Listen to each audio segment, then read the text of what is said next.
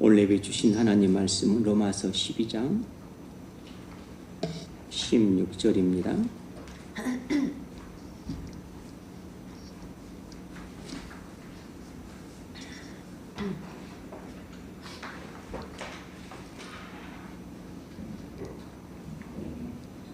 로마서 12장 16절. 서로 마음을 같이하며 높은 데 마음을 두지 말고 도리어 낮은 데에 처하며 스스로 지은 채 말라. 아멘. 16절 하반절만 스스로 지은 채 말라. 아멘. 기도합니다. 자비로우신 하나님, 이 시간 로마서 강해를 살펴봅니다. 오늘은 지혜에 관해 나누고자 하오니 주께서 성령의 빛으로 친히 조명하사 우리에게 신령한 이해를 주옵소서. 예수님의 이름으로 기도하옵나이다. 아멘. 서론 부분 읽어보세요. 우리는 지난 시간에 같은 마음이 되라에 관하여 살펴보았습니다. 본문에서 사도는 같은 마음을 가지라고 호소하고 있습니다. 서로 마음을 같이하며 사도는 그리스도인들이 마음을 함께하는 것의 중요성을 강조하고 있습니다. 그것을 통해서만 교회 안에서 조화를 이룰 수 있기 때문입니다. 이 대목 전체를 주관하고 있는 진술은 9절로 10절입니다. 이 말씀이 주도적인 원리입니다. 네, 9절 10절 읽어보세요. 사랑에는 거짓이 없나니 악을 미워하고 선에 속하라. 형제를 사랑하여 서로 우애하고 존경하기를 서로 먼저 하며. 네, 9절로 10절은 성도에 대한 권면을 지배하는 키 센텐스를 할 수 있습니다. 9절부터 마지막 21절까지를 지배하는 키 센텐스라고 할 수 있죠. 읽어보세요. 이 말씀이 주도적인 원리입니다. 사도는 그 원리를 구체화시키고 어떻게 우리 일상생활의 구체적인 부분에서 적용시켜야 하는지 보여주고 있습니다. 9절로 10절은 16절의 같은 마음을 가지라는 호소의 근거입니다. 사도는 매우 지혜로운 교사로서 관습대로 그리스도인들이 서로 마음을 같이 하는 일을 방해하기 쉬운 두 가지 경우가 있음을 우리에게 말하고 있습니다. 첫 번째로 높은 데 마음을 두는 것이고 두 번째로 스스로 지혜 있는 채 하는 것이라는 것입니다. 바로 이 두 가지가 그리스도인들 간의 조화를 깨뜨리고 교회의 연합을 무너뜨리는 위험 요소입니다. 오늘 우리는 참된 지혜를 구하라에 관하여 공부하겠습니다. 아멘. 12장부터 16장까지는 11장까지에서 말한 이신칭의 구원을 받은 성도는 어떻게 살아야 되는가에 관해서 강론합니다. 그러니까 이신칭의 구원을 받은 성도는 그 이신칭의 구원을 이제 이렇게 적용하며 살아야 된다는 것이죠. 그것이 이제 11장에서부터 나오는데 그걸 한마디로 축약하면 이신칭의 구원을 받은 성도는 헌신의 삶을 살아야 된다. 이렇게 말하고 있습니다. 너희 몸을 하나님이 기뻐하시는 거룩한 산 제물로 드리라. 이것이 12장부터 16장까지 전체를 지배하는 키 센텐스고, 이제 그 가운데에서 조금 이제 구분을 하자면 좀 중간에 이렇게 한 토막 나뉘고, 그리고 이제 9절부터 마지막 21절까지 여기는 그 성도에 대한 사랑에 대해서 권면하고 있는 내용입니다.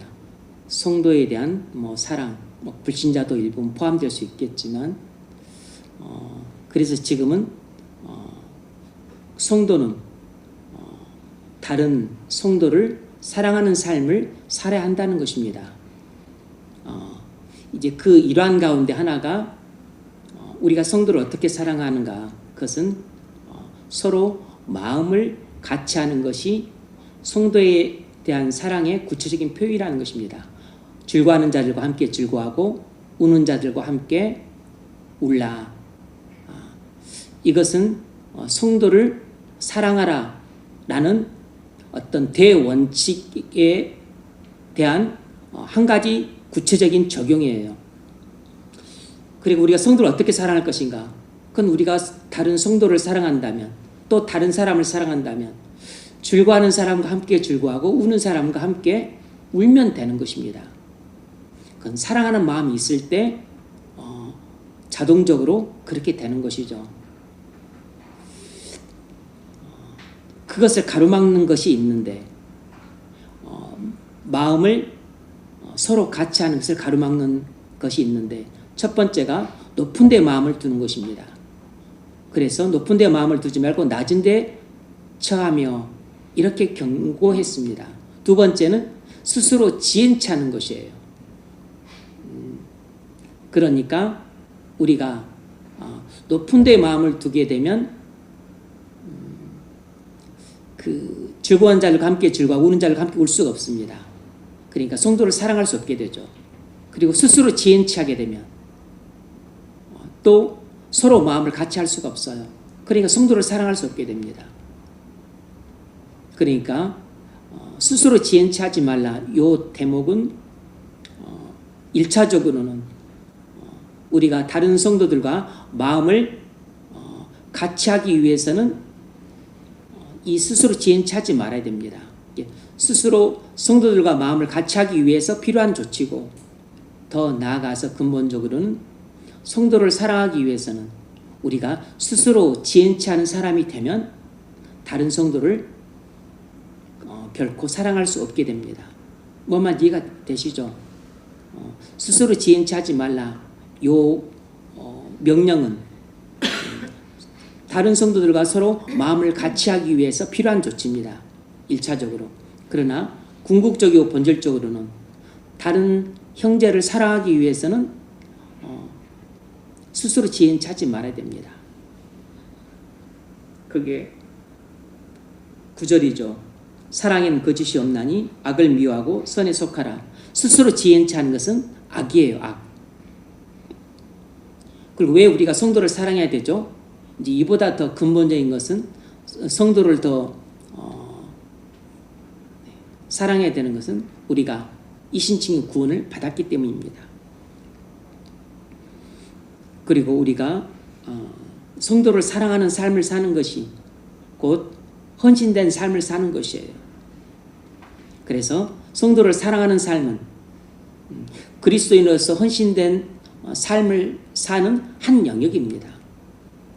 자, 첫 번째 문제 읽어보세요. 본문 16절을 읽으십시오. 스스로 지혜 있는 체 하지 말라. 바울은 그리스도인인 우리에게 자신의 지혜가 대단하다고 그렇게 생각하지 말라는 것입니다. 이 본문에 비추어 보았을 때 회심하지 않는 사람들의 전체 문제는 무엇이라고 말할 수 있습니까? 네, 본문에 비춰봤을 때 회심하지 않는 사람들의 전체 문제는 무엇이라 말할 수 있는가? 여기에는 말 그대로 불신자들의 전체 문제는 무엇인가? 뿐만 아니고 교회는 다니지만 아직 회심하지 않은 사람들이 갖고 있는 전체 문제는 무엇인가? 뭐 이렇게 나눠서 표현할 수도 있죠. 회심하지 않는 사람들이 갖고 있는 전체 문제는 바로 자신을 지혜롭다고 생각하는 것입니다. 자신을 지혜롭다고 생각하는 것이에요. 그런데 비단 회심하지 않는 사람들만 자신을 지혜롭다고 생각하는 게 아니고 이미 회심한 사람들도 자신을 지혜롭다고 생각하는 경우가 많이 있어요. 하지만 회심하지 않은 사람들이 갖고 있는 가장 근본적인 문제, 가장 전체적인 문제는 이 자신을 지혜롭다고 생각하는 것입니다. 그것을 가장 잘 보여주는 말씀이 이 사도행전 26 아닙니다. 가장 잘 보여주는 것은 이따가 로마서에 나오고 사도행전 26장 9절을 보세요. 읽으세요.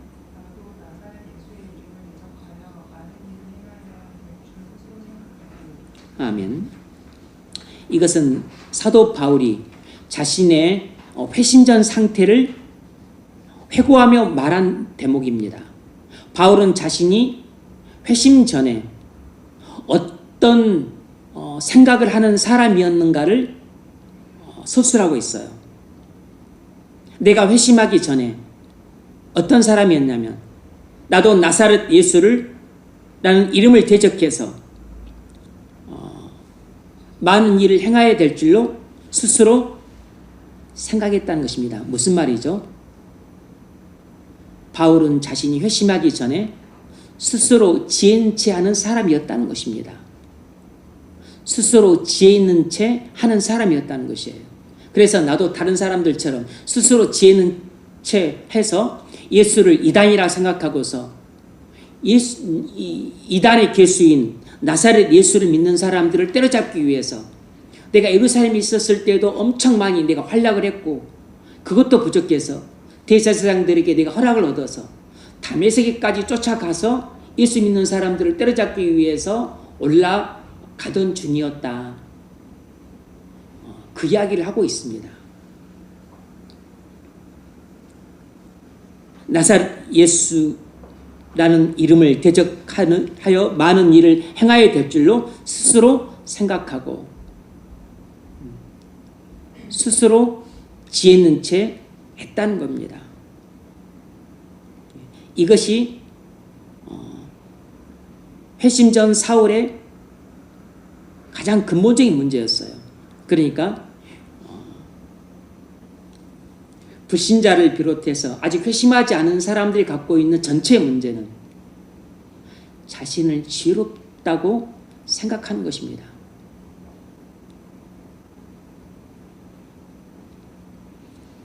이것이 무엇이냐면 지적인 교만이에요. 지적인 교만이라 할 수 있습니다. 사람들은 항상 스스로 생각하기를 자신은 참 지혜롭다 생각합니다. 남들이 자신을 몰라봐줘서 그렇지 내가 얼마나 지혜로운 사람인지 니들이 지금 몰라서 그래. 그러니까 지금 내가 말하는 것이나 생각하는 것이나 행동을 통해서 내가 얼마나 지혜로운 사람인지 조금 알아봐봐. 그걸 다 호소하고 싶어서 말을 하고 그리고 어떤 제스처를 하고 어떤 반응을 하고 또 어떤 결정을 내리고 어떤 행동을 합니다. 사람들은 은연중에 하는 말이나 또 태도나 행동이나 결정 이걸 통해서 자신이 지혜 있는 사람이라는 것을 호소하고 싶어 해요. 다른 사람들이 그것을 알아봐줘서 인정해 주기를 바라요.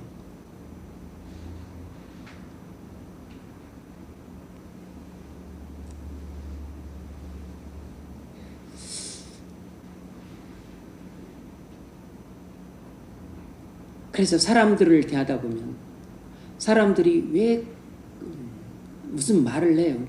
말을 하는데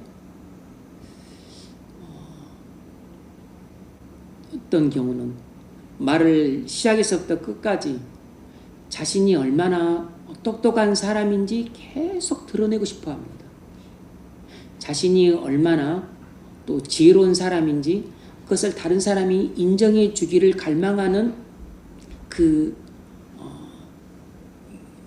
의도를 갖고 욕망을 품은 채 말하는 경우가 말하고 있다는 것을 그냥 눈으로 볼 수 있을 정도예요. 그게 뭐냐면 스스로 지혜치하고 있는 겁니다.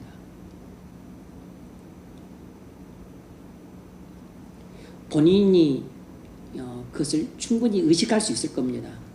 그런데 그것이 악이라는 것을 몰라요.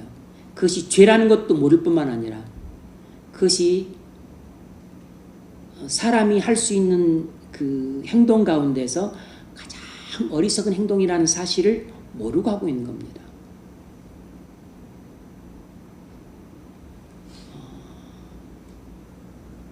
그래서 우리가 사람을 찬찬히 이렇게 대할 때 저 사람이 그 말하는 걸 보면 저 사람이 스스로 지혜 있는 채 하는구나 하는 것을 의식할 때가 있죠. 우리가 딱 인지할 때가 있잖아요.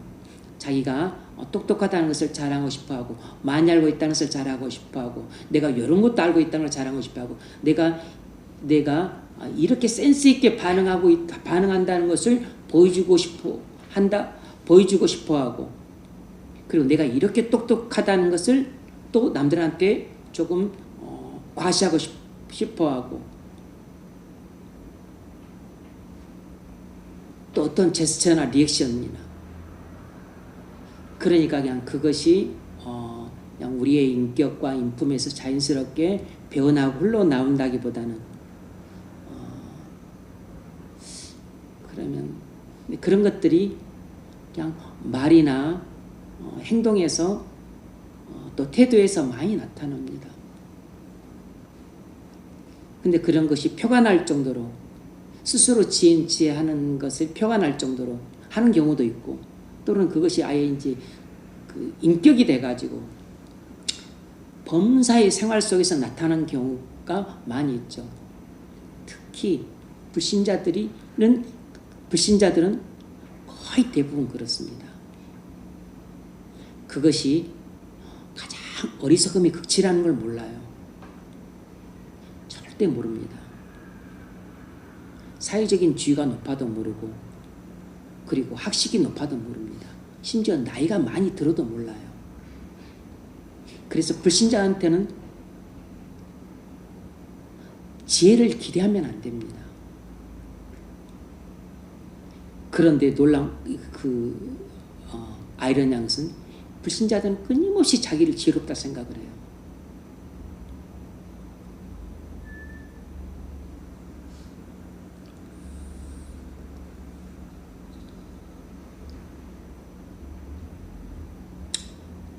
이것이 바로 지적인 교만입니다. 스스로 지혜치하는 것. 이것이 지적인 교만이에요.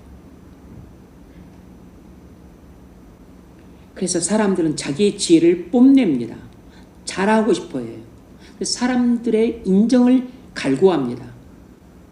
사람들로부터 높임받기를 갈구해요.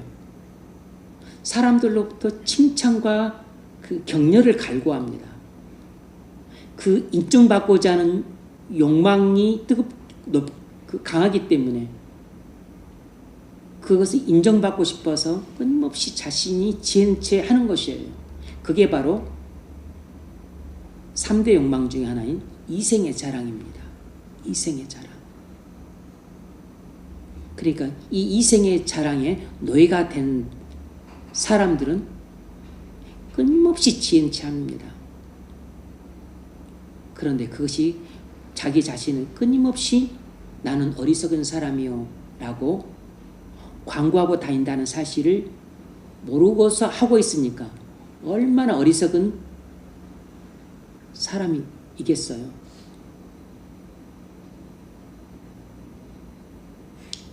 그런데 사람들은 본성적으로 자신이 지혜로운 사람인 척 늘 생각하고 있습니다.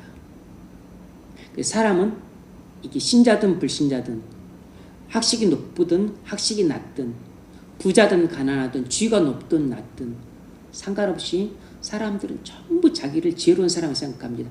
자기를 어리석은 사람이라고 생각하는 사람은 한 사람도 없어요. 제가 그걸 어떻게 하냐면 제가 지금까지 살면서 그런 사람을 만나본 적이 없기 때문입니다. 자신을 어리석은 사람이라고 생각하는 사람을 지금까지 살아면서 한 번도 만나본 적이 없어요. 사람은 나이를 먹으면 먹은 대로, 나이가 어리면 어린 대로, 배우면 배운 대로, 못 배우면 못 배운 대로, 가지면 가진 대로, 못 가졌으면 못 가진 대로 다 자신을 지혜로운 사람을 생각합니다. 그래서 이 땅에는 지혜로운 사람은 없으니 하나도 없으며, 이렇게 말하는 게 딱 맞아요. 의인은 없나니 하나도 없도다 하는 말처럼 지혜로운 사람은 없으니 하나도 없도다. 사람 중에는 지혜로운 사람이 단 한 사람도 없습니다. 왜냐하면 사람은 타락하여 죄에 빠짐으로 다 어리석게 되었어요.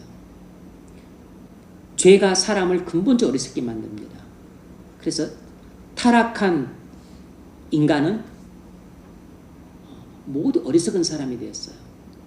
인간은 타락 이후 지혜로운 사람이 한 사람도 없게 되었습니다.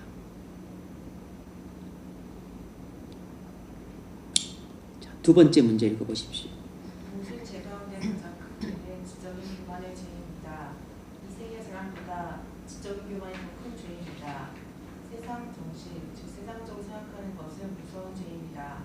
그러나 지적인 교만은 더 큰 죄입니다. 이생의 자유라면은 어리석고 고집스러운 것이 있습니다. 그래서 사람을 우스꽝스럽고 허영에 찬 사람으로 만듭니다. 그러나 지적인 교만은 이보다 더 교활합니다. 왜 지적인 교만이 모든 죄 중에서 가장 큰 죄라고 말할 수 있습니까? 네, 왜 지적인 교만이 모든 죄 중에서 가장 큰 죄라고 말할 수 있는가? 세 가지 이유를 댄다면, 첫 번째는 지적인 교만은 사단이 저지른 죄이기 때문입니다. 지적인 교만은 사단이 저지른 죄예요. 사단은 교만에 빠져서 자기 지혜를 하나님의 지혜보다 더 높게 여겼습니다. 그런데 사단은 피조물이고 하나님은 창조주예요. 피조물이 아무리 지혜로운들 창조주 하나님보다 지혜로울 수 없는 것이죠. 그런데 사단은 자신이 하나님보다 더 지혜롭다고 여겼다는 것만 하더라도 그가 교만에 빠짐으로 얼마나 어리석은 존재가 되었는지 알 수 있어요. 그러므로 누구든지 교만에 빠지면 이 우주에서 가장 어리석은 사람, 존재로 전락을 합니다. 사단이 타락한 인간과는 비교할 수 없을 정도로 지혜와 총명을 부여받아서 지혜로운 그 영물, 천사가 되었는데 하나님보다 더 지혜롭다고 생각하게 되었으니까 이거야말로 가장 어리석은 판단 아닙니까? 그러면 어떻게 이렇게 지혜와 총명이 가장 큰 천사가 되었는데 이 사단은 이런 얼토당토 않는 생각을 하게 되었을까? 교만이 사람을 이렇게 어리석게 만드는 것입니다. 그러므로 우리가 교만해지면 이건 100% 어리석은 사람이 되는 것이에요. 그래서 교만한 사람은 어리석은 사람과 이 꼴입니다. 등호예요, 등호. 똑같아요. 어리석은 사람은 100% 교만한 사람들입니다. 교만한 사람은 어리석은 사람들이에요. 물론 어리석다고 해서 또 다 교만하다고 말할 수는 없죠. 어린아이들은 어리석죠. 근데 꼭 교만해서 그렇지는 않을 수 있습니다. 사단은 자기 지성이 하나님 지성보다 더 높다고 생각했던 거죠. 그래서 사단이 몰락을 하게 되었습니다. 두 번째는 지적인 교만은 아담과 하와가 지은 첫 번째 죄입니다. 지적인 교만은 아담과 하와가 지은 첫 번째 죄예요. 사단은 하와에게 모든 것을 아는 신이 될 수 있다는 망상을 제시했습니다. 모든 것을 아는 신이 될 수 있다는 망상을 제시했어요. 사단이 하와를 거짓말로 꼬드긴 것이죠. 그래서 아담과 하와는 하나님보다 더 지혜로워질 수 있다고 생각했습니다. 이 지적인 교만이 아담과 하와가 지은 첫 번째 죄입니다.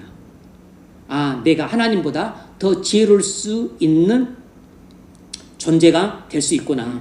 그럼 돼야지.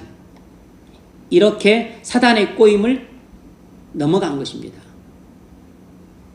하나님보다 더 지혜로운 존재가 되겠다는 생각, 이것이 바로 지적인 교만이에요.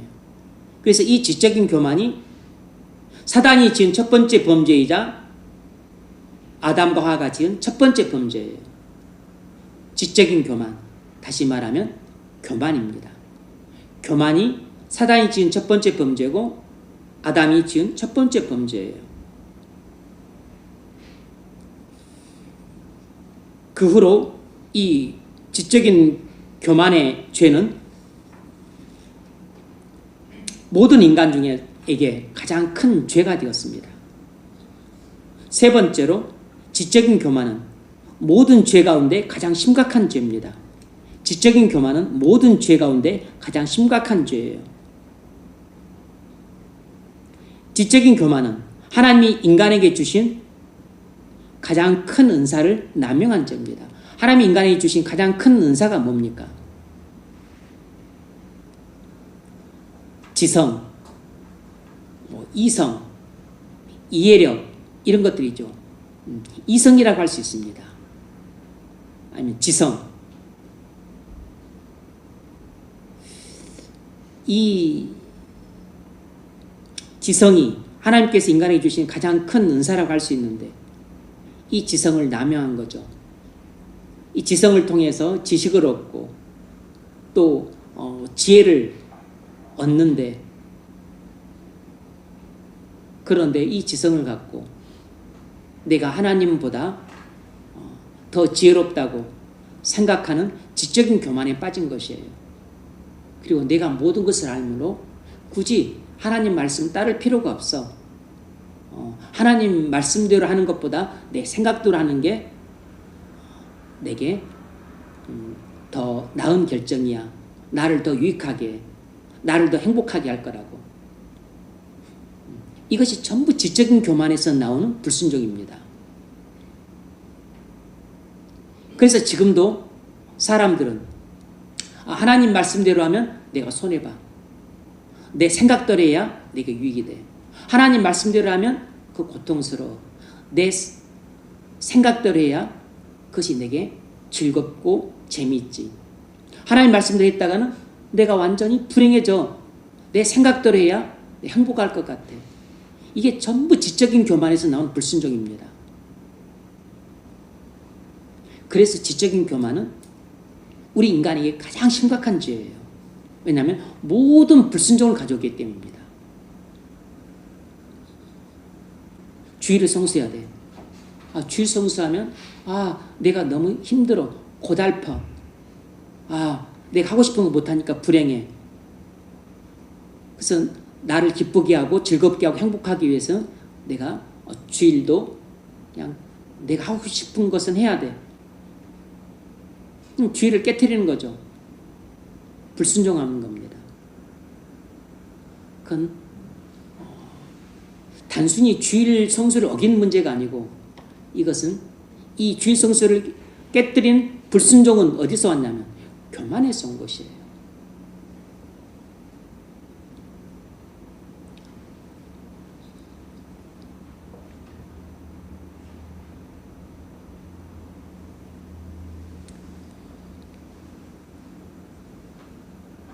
세 번째 문제 읽어보십시오.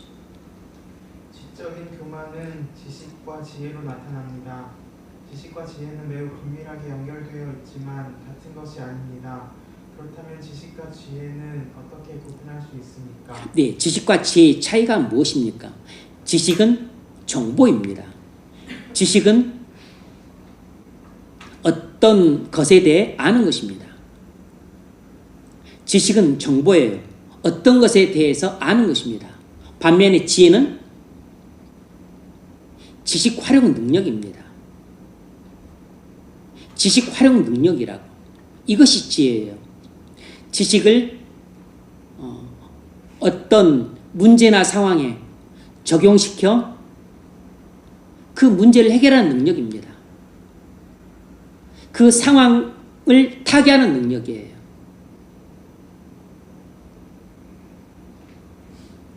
지식은 많은데 지혜는 부족할 수 있습니다.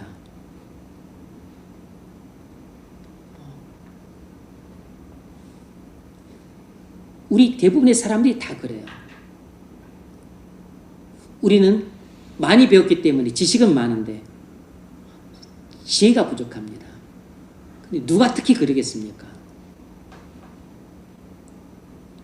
회심하지 않은 사람들이 그렇습니다. 지식은 많은데 지혜가 거의 없어요. 회심하지 않은 사람들. 특히 불신자들은 지식은 많은데 일반적인 생활적인 지혜, 뭐 잔꾀, 야근수, 곤못술수 이제 이런 것은 많을지 모르겠지만 지식은 많지만 성경이 말하는 참 지혜는 하나도 없습니다. 성경이 말하는 참 지혜는 단 하나도 없어요. 이제 생활적인 지혜는 있죠. 또 야근수는 있습니다. 잔꾀는 있지만 성경이 말하는 참 지혜는 없어요. 성경이 말하는 참 지혜가 뭡니까? 여호와를 경외하는 것이에요. 여호와를 경외하는 것이 지혜의 근본이요 거룩하신 자를 아는 것이 명철이니라. 여호와를 경외하는 것이 지혜의 근본이라고. 이걸 다시 말하면 그리스도를 믿는 것이 그 자체가 지혜입니다.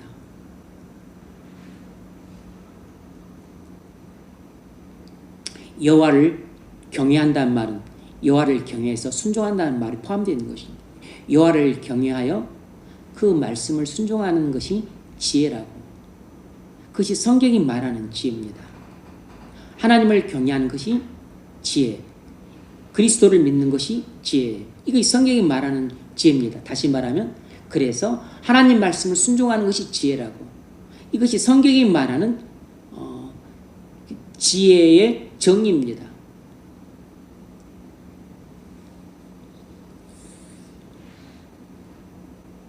지혜의 근본이라 할 수 있죠.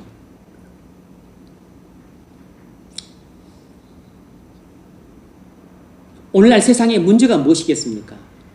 오늘날 세상은 엄청나게 많은 지식은 갖고 있지만 놀랄 정도로 지혜는 결핍되어 있다는 것입니다.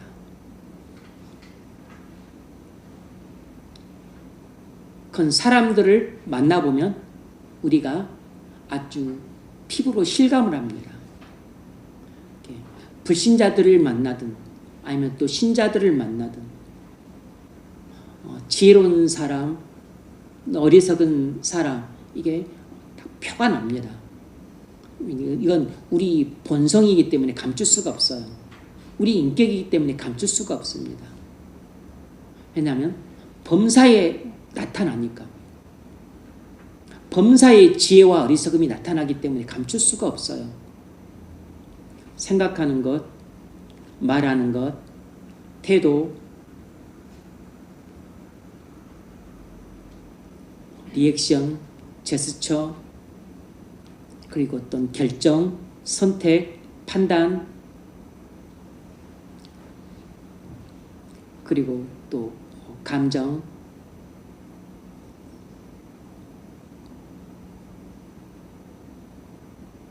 하지만 모든 사람의 본능 속에 있는 그 부패한 본성이 뭐냐면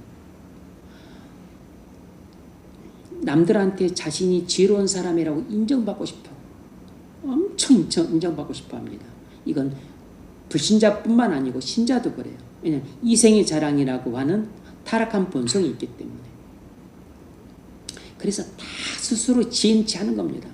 불신자들은 100% 말할 것도 없이 다 그러고 신자들도 말 한마디라도 꼭 지혜 있다고 남들이 여겨주기를 기대하는 마음으로 말을 합니다. 지혜 있다고 누군가가 나를 생각해 주기를 기대하는 마음으로 주방에서 일을 해요. 누군가가 나를 지혜롭다고 그렇게 생각해 주기를 기대하는 마음으로 뭔가 행동을 합니다. 일을 해요. 아니면 뭐 잠시 잠깐 그것을 잊고 할 수도 있지만 우리 근저에는 늘 그게 깔려 있어요. 왜냐면 그게 본능이니까. 타락한 본능이니까 그 없을 수가 없습니다. 그런데 그런 이생의 자랑이라고 하는 그런 어떤 그 욕망의 지배를 받아서 나도 모르게 스스로 지혜치 함으로써 다른 사람이 나를 참 지혜롭다고 그렇게 봐주는 경우는 거의 없어요. 없습니다. 이생의 자랑에 이 욕망이죠. 타락한 욕망. 이 타락한 욕망에 지배를 받아서 내가 어떻게든 말이나 또 그 행동에 있어서 김찬조는 찬조는 무척 지혜로워 이렇게 생각하는 사람은 없다고. 이생의 자랑에 이 타락한 본능에 지배를 받아서 하는 말이나 생각이나 결정이나 행동으로는 절대 지혜롭다는 고 사람들이 생각할 수가 없습니다.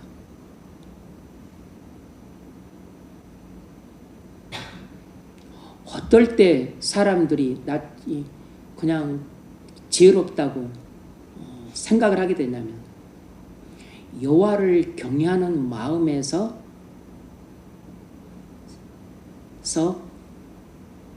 말을 하거나 어떤 태도를 취하거나 어떤 행동을 했었을 때 그때 나는 내가 스스로 지혜인 체 하지 않았지만 내가 사람들한테 지혜로운 사람이라고 인정받고자 하는 욕망을 갖고 하지 않았지만 그것이 너무나 자연스럽게 사람들한테는 지혜롭게 보이는 겁니다. 왜 그럴까요? 왜 지혜롭다는 말을 듣고 싶어하는 사람들은 지혜롭다는 말을 듣지 못하고 속으로 어리석다고 평가를 받고 전혀 지혜로운 사람이라고는 평가를 받으려고 의식하지 않고 그냥 나는 행동을 했는데 말하고 그냥 또 결정하고 행동을 했는데 왜 사람들은 나를 지혜롭다 생각을 할까요? 그건 하나님이 지혜로우신 분이시니까 하나님의 인도를 따라 말을 하면 그건 100% 지혜롭다고 사람들이 다 생각하게 되어 있습니다. 하나님의 인도를 따라 결정을 내리면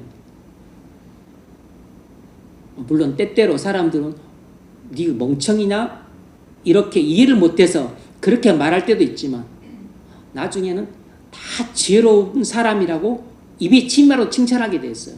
하나님의 인도를 따라서 어떤 행동을 하게 되면 하나님이 가장 완전하게 지혜로우신 분이시니까 하나님의 인도를 따라 하는 행동은 그게 지혜로운 행동이 안 될 수가 없어요. 그래서 여호와를 경외하는 것이 지혜의 근본인 것입니다. 여호와를 경외해서 여호와께서 말씀하시는 대로 생각하고 말씀하시는 대로 내 감정을 그렇게 컨트롤해서 여호와께서 이끄시는 대로 내 감정을 표출하는 것입니다. 즐거워하는 사람과 함께 즐거워하고 우는 사람과 함께 울고 누가 승진했으면 진심으로 기뻐해주고 그리고 누구한테 돈 받고 또 혜택 받은 게 있으면 진심으로 감사하고 그냥 진심으로 감사하는 거예요. 또 진심으로 그렇게 또 기뻐하고 그런데 그게 뭐 특별한 거 아니죠. 그냥 하나님께서 그렇게 나를 인도하셔서 산 것이니까 이게 곧 성령의 인도잖아요. 이 성령의 인도를 따라 내가 감정을 표현하고 말을 하고 또 결정을 하고 행동을 하는 것들은 사람들이 다 탐복할 정도 지혜롭다고 평가를 하게 되어 있습니다. 나는 내가 지혜 있는 사람이라고 평가받고 싶어서 나는 그런 말을 한 적이 없고 행동을 한 적이 없는데 근데 이 일은 가방끈이 짧아도 초등학교밖에 안 다닌 사람도 할 수 있는 일이에요. 그러니까 세상적인 지식은 적지만 이런 사람은 지혜는 하늘에 닿을 정도로 엄청나게 높은 사람이라고. 세상적인 지식은 적을지 몰라도 아주 지혜가 많은 사람인 거죠. 지혜가 많은 사람이 누구겠어요? 여호와를 경외하는 사람인 겁니다.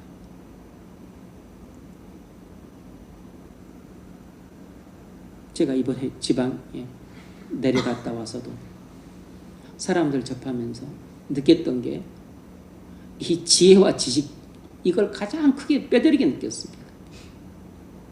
누군가가 나를 대할 때도 또 그런 관점으로 볼 수 있겠죠.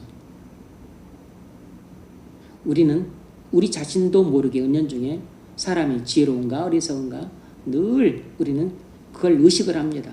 왜냐하면 그게 피부로 와닿으니까.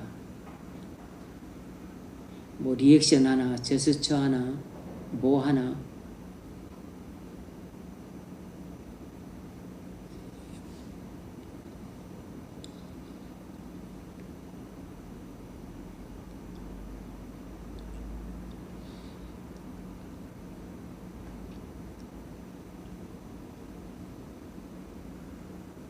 왜 세상이 이처럼 미움과 분노가 가득할까요?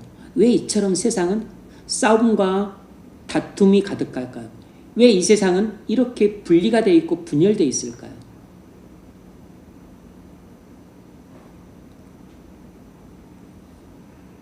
그것은 인간이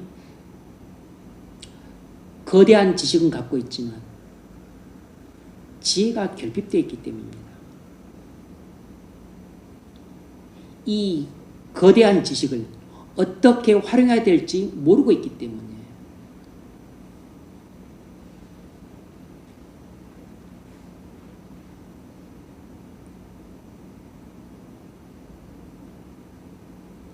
지혜는 지식을 활용하는 능력입니다. 그러면 내가 알고 있는 것을 내가 잘 활용해야지 머리를 막 굴린다고 해서 그 지혜가 생기는 게 아닙니다. 뭐 생활적인 지혜, 조금 더 나은 지혜는 생길 수 있겠지만 뭐 어때까 내가 지혜로운 사람이 되려고 발버둥 친다고 해서 지혜로운 사람이 되는 건 아니에요. 내가 지혜로운 사람이 되냐 안 되느냐는 하나님께 달려 있습니다. 나와 하나님과의 관계에 의해서 결정이 되는 것이지 내가 지혜로운 사람이 되려고 노력한다고 해서 되는 건 아닙니다. 사람들은 다 지혜로운 사람이 되려고 노력해요. 그게 뭐냐면 스스로 지혜치 하는 것입니다.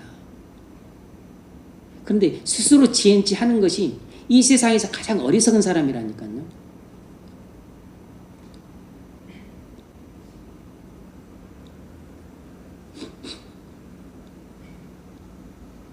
성경은 오늘날 세상 사람들을 어떻게 평가할까요? 이렇게 평가합니다. 로마서 1장 22절 읽으세요. 스스로 지혜 있다 하나 어리석게 되어. 아멘. 이것이 세상 사람들에 대한 하나님의 평가예요. 하나님은 세상 사람들을 이렇게 평가합니다. 스스로 지혜치하지만 어리석은 사람이라는 것입니다. 이 짧지만 촌철살인의 경고 아닙니까? 촌철살인의 억구잖아요. 세상 사람에 대한 하나님의 평가를 정확하게 기술하고 있습니다. 스스로 지혜 있다나 어리석게 돼요.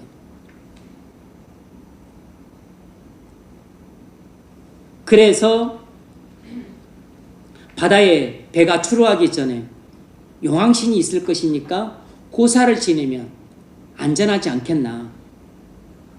또 만선을 해야 되니까 풍어를 위해서는 또 바다를 다스리는 용왕신한테 고사를 지내서 그가 노하지 않도록, 그래서 그가 우리를 어여삐 여겨서 그물에 고기가 잡히도록 해주려면 고사를 지내야 되지 않겠나. 그래서 고사를 지내는 것입니다. 건축하는데 많은 안전사고가 일어나니까 또 하나님께 안전사고 일어나지 않게 해주세요 하면서 건축하기 전에 또 고사를 지내는 게 낫다, 이렇게 생각하고서 고사를 지내는 것입니다. 뭐죠? 스스로 지혜치 하나 어리석게 된 것입니다.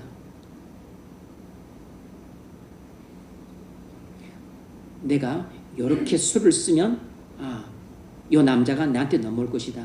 내가 이렇게 뭐 옷을 입으면, 내가 이렇게 뭐 또 몸을 가꾸면 사람들이, 여자들이 또 나를 좋아하게 될 것이다. 스스로 지혜치 않아 어리석게 되는 것입니다. 하나님의 인도를 구하고 그리고 하나님께 맡기고 그리고 철석같이 하나님을 믿고 의지하지 않고 스스로 지혜치 하는 것입니다. 누가 그럴까요? 교만한 사람들이 그렇습니다. 어떤 교만이죠? 지적인 교만에 빠진 사람들이 스스로 지혜치 하는 것이에요. 그러니까 불신자들은 100%입니다. 교회를 다니지만 회심하지 않은 사람들도 100%예요. 신자들도 여기에 함정에 수다하게 빠집니다. 회심한 사람들이라 해서 안 그런 게 아니에요. 우리 본성이 있잖아요. 본성. 회심했어도 성령이 들어와 계셔도 우리 안에 애 본성이 있다고. 이생의 자랑. 늘 우리는 다른 사람부터 지혜로운 사람이라는 말을 듣고 싶어요. 한 사람, 두 사람, 이구동성으로 10명이 다 그래. 그러면 그냥 에드블론 타고서 하늘 올라가는 것입니다. 네가 그렇게 듣고 싶어 했던 나를 칭찬해주고 나를 지혜로운 사람이라 그러네. 너무 마음이 즐거워. 막 둥실둥실 그냥 막 하늘을 떠다닌 것 같아. 사람이 다 그럽니다. 여러분 나이를 먹어도 그래요. 나이를 먹어도. 60을 먹어도 70을 먹어도 그럽니다. 60, 70 먹었다 그래서 그런 욕망이 사라지는 게 아니에요. 실은 60, 70 먹으면 더 그렇습니다. 더 그렇다고. 그래서 나이를 먹으면 사람들 그렇게 정치를 하려고 그래요.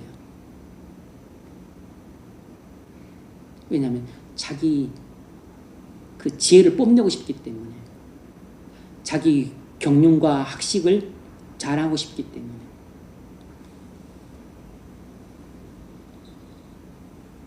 이 이생의 자랑은 나이를 먹으면 먹을수록 오히려 더 강해집니다.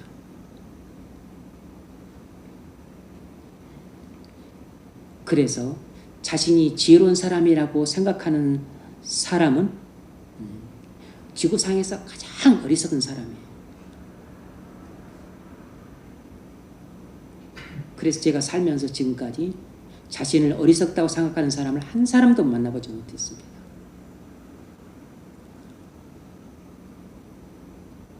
네 번째 문제 읽어보십시오. 왜 바울은 우리에게 스스로 지혜 있는 체하지 말라고 합니까? 이유를 간단히 이야기하자면 우리의 지혜는 자랑할 정도가 결코 아니기 때문입니다. 고린도전서 8장 1절 우상의 자기를 다양하게 우리가 지식을 만나 지식은 그만하게 하며 사람은 거부하니 만일 누구든지 무엇을 아는 줄 생각하면 아직도 마땅히 아는 것을 알지 못하는 것입니다. 아멘. 무엇을 아는 줄로 생각하는 사람은 사실은 마땅히 알아야 될 것을 아직 알지 못하는 사람입니다. 그러니까 교만한 사람은 자신의 저식은 지식으로도 자신이 많이 알고 있다고 생각을 하고 있어요. 그러니까 어리석은 겁니다. 자기는 조금밖에 모르는데 많이 알고 있다 생각해요. 자기는 지금 부분적으로밖에 모르는데 전체를 알고 있다 생각하는 것입니다. 그러니까 어리석은 것입니다. 그래서 교만한 사람은 지식의 활용 능력이 왜곡되므로 어리석은 사람으로 전락할 수밖에 없어요. 아니 지금 자기는 조금밖에 모르는데 자기가 지금 충분히 많이 알고 있다 생각을 해. 그러니까 이 지식을 올바르게 활용할 수가 없는 겁니다. 지금 자기가 알아야 될 것 중에 아주 극히 일부분 이것밖에 모른다는 것을 알아야만 이 적은 지식을 가지고 그에 합당하게 쓰죠. 그래서 마치 자기가 전부를 다 안다고 생각을 하고 있어요. 그럼 이 적은 지식 가지고 이 모든 것을 다 안다고 그냥 본인이 결정을 내리고 행동을 하고 또 막 바꾸고 하는 것입니다. 그럼 바꾸지 말아야 할 걸 바꾸는 것이에요. 대통령이 많이 그렇다 생각해 봅시다. 바꾸지 말아야 될 제도를 바꿔. 예컨대 의사를 뭐 한 500명 아니면 200명 요 정도 뽑으면 되는데 2000명 뽑겠다 그래요. 예를 들면 200명이면 되는데 2000명 뽑겠다 그래요. 본인은 2000명이 맞다고 생각하는 겁니다. 실은 나중에 길게 보면 200명이면 충분한데 예를 드는 겁니다. 예를.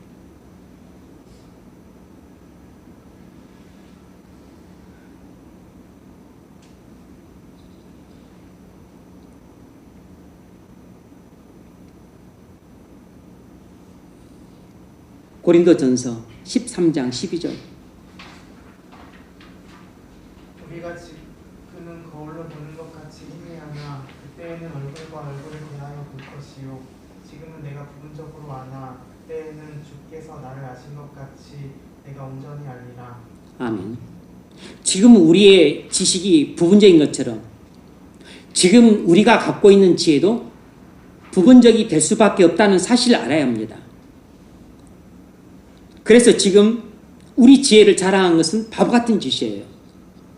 왜냐하면 우리의 지혜라고 하는 것은 부분적인 지혜이기 때문에 퍼펙트한 지혜가 아니에요. 충분한 지혜가 아닙니다.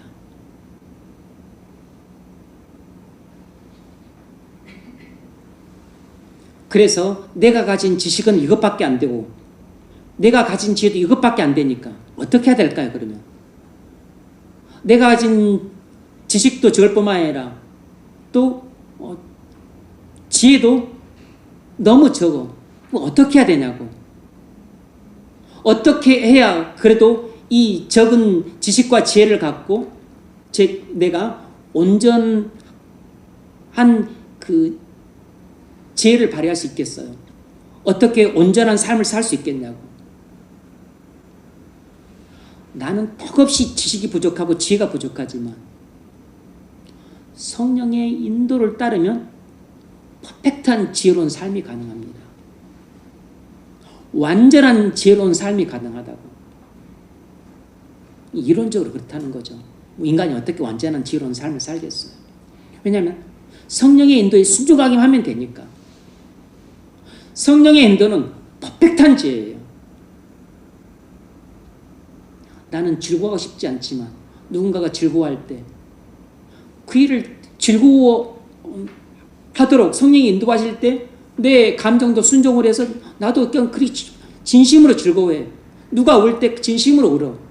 누군가가 내게 도움을 줬던 것을 기억하고 내가 진심으로 감사를 해. 누군가가 어떻게 또 좋은 일이 생겼었을 때 진심으로 기뻐해. 축하해줘. 성령이 그렇게 인도하실 때 순종하기만 하면 되는 겁니다.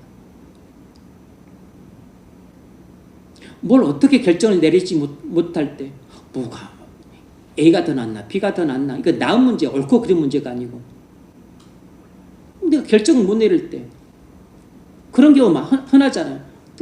기도를 해요. 성령께서 인도하심에 따라서 그냥 결정하는 것입니다.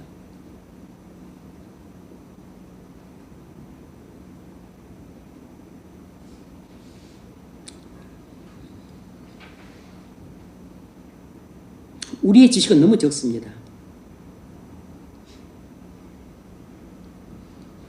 여러분, 지식이 적으면 지혜도 적을 수밖에 없어요. 왜죠? 지혜는 지식의 활용 능력이잖아요. 여러분, 어린아이가 지혜로운 어린아이 보셨습니까? 그런 어린아이는 없어요. 지혜로운 어린아이는 없는 겁니다. 아이는 다 어리석어요. 왜냐하면 지식이 부족하니까. 지혜로우려면 지식의 활용 능력이라고 그러는데 일단 지식이 많이 있어야 돼요.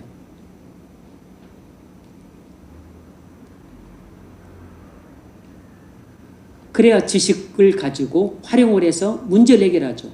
지식을 활용해서 상황을 타개해 나가죠.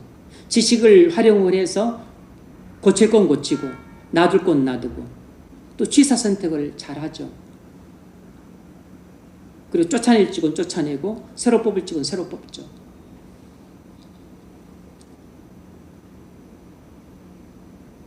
그런데 우리가 뭐 지식도 많고 또 막 그렇게 지식을 활용하는 이 능력이 우리 부족하다 할지라도 지식이 부족하고 지혜가 부족한 우리가 지혜로운 삶을 살 수 있는 방편이 있어요. 그것이 바로 성령 충만함을 받는 것입니다. 성령은 하나님의 영이시고 하나님은 지혜시고 성령은 지혜의 영이기 때문에 성령이 인도하는 대로 순종하기만 하면 우리는 모든 생각이 지혜로운 생각, 감정이 지혜로운 감정, 그리고 행동이 지혜로운 행동이 되고 말이 지혜로운 말이 되는 겁니다.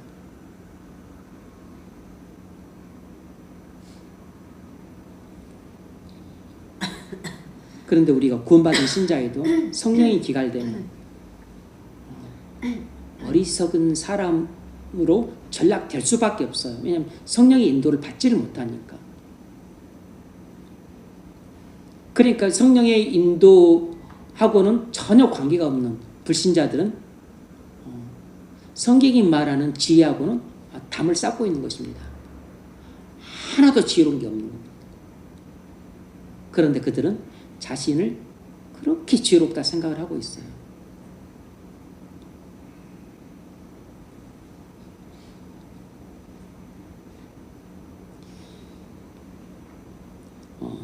유럽 격언에 설 아는 것이 위험천만한 일이다, 이런 격언이 있는데 우리말에도 그런 격언이 있죠. 속담이 선무당이 사람 잡는다.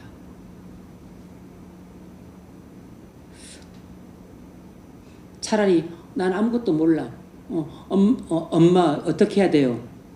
이렇게 물어보는 애들이 지혜롭다고. 엄마 어떻게 해야 돼요? 그런데 자기가 안다고 자기가 막 혼자서 결정하고 막 이래. 이 중학교 애들이 이제 이 중학교 애들이 그래서 어리석은 겁니다. 중학교 저학년 애들은 엄마 어떻게 해야 돼요? 그럼 엄마가 하라는 대로 하거든. 이게 바로 성령의 인도이잖아요. 그런데 이 선무당, 이 중학교 애들은 지가 안다고 막 해. 이 선무당이 사람 잡는 것입니다. 가장 어리석게 행동을 하는 거예요. 그러니까 초등학교 애들보다 중학교 애들이 훨씬 더 지혜롭게 어리석게 행동을 하는 겁니다. 왜냐하면 엄마한테 안 물어보고 하니까. 초등학교 애들보다 훨씬 더 어리석은 거예요. 그래서 초등학교 애들이 하지 않을 나쁜 짓들을 많이 하잖아요.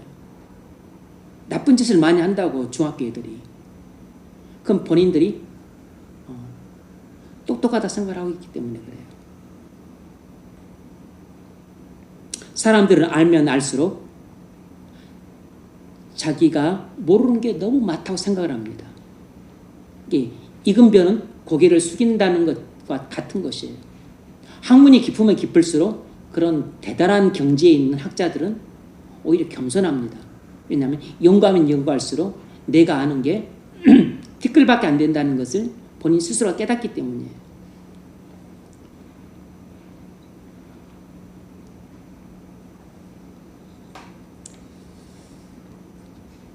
그런데 불신자만 스스로 지은 채에서 어리석은 사람이 되고 또 회심하지 않은 사람들만 스스로 지은 채에서 어리석은 사람으로 전락되는 게 아니고 구원받은 성도 그리고 자타가 공인한 지혜로운 사람이라고 하는 사람도 어떤 측면에서는 지혜롭기도 하지만 어떤 측면에서는 완전히 어리석은 사람으로 전락하기도 해요.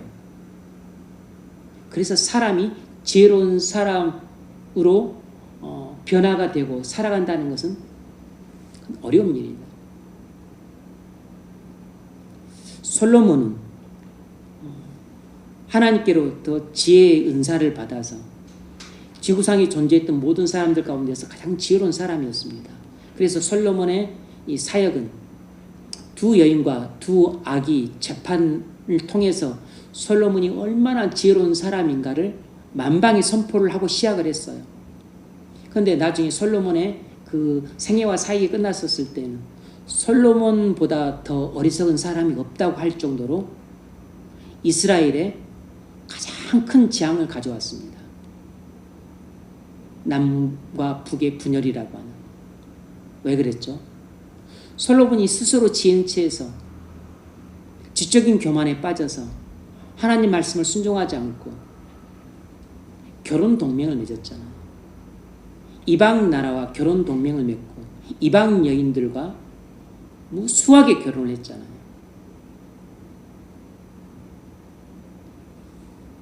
왜죠? 지적인 교만에 빠진 것입니다. 왜 지적인 교만에 빠졌을까요? 스스로 지은 채 한 것이죠. 누군가 어떤 사람과 자신을 비교할 수 없을 정도로 자신이 지혜로우니까. 마치 뭐의 타락과 같아 보입니까? 사단의 타락과 같아 보이지 않아요? 사단이 모든 천사 중에서 가장 지혜와 총명이 큰 천사였는데 자기가 하나님보다 더 지혜롭다 생각하는 지적인 교만에 빠져서 그렇게 타락했던 것처럼 솔로몬은 어떤 사람과 견줄 수 없을 정도로 지혜로웠기 때문에 결국은 하나님 말씀도 불순종하고 이방 여인들과 결혼함으로 그 말씀만 불순종한 게 아니고 우상 숭배하지 말라는 10계명까지 어겼잖아요. 1계명도 어기고 2계명도 어기고 3계명도 어기고. 그러니까 우리가 성령을 받은 그리스도인이 되어도 이렇게 지적인 교만에 빠져서 완전히 몰락할 수 있습니다. 우리가 성령 충만해서 저 사람은 정말로 말이나 행동이 너무 지혜로워, 정말 지혜로운 사람이야, 이런 평가를 받았던 사람도 어느 날 솔로몬처럼 그렇게 지적인 교만에 빠질 수 있습니다. 그러면 이제 하나님 말씀 불순종하고 본인 생각대로 해요. 그러면 몰락하는 것입니다. 몰락은 시간 문제예요. 지적인 교만에 빠지는 것은 딱 정해져 있는 게 아닙니다. 불신자들만 지적인 교만에 빠져 있는 게 아니에요. 회심하지 않은 사람들만 지적인 교만에 빠져 있는 게 아닙니다. 신자들도 빠져 있는 경우가 허다합니다.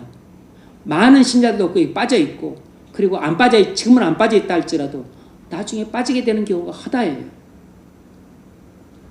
그래서 교만에 대한 경고가 성경에 그렇게 많은 겁니다.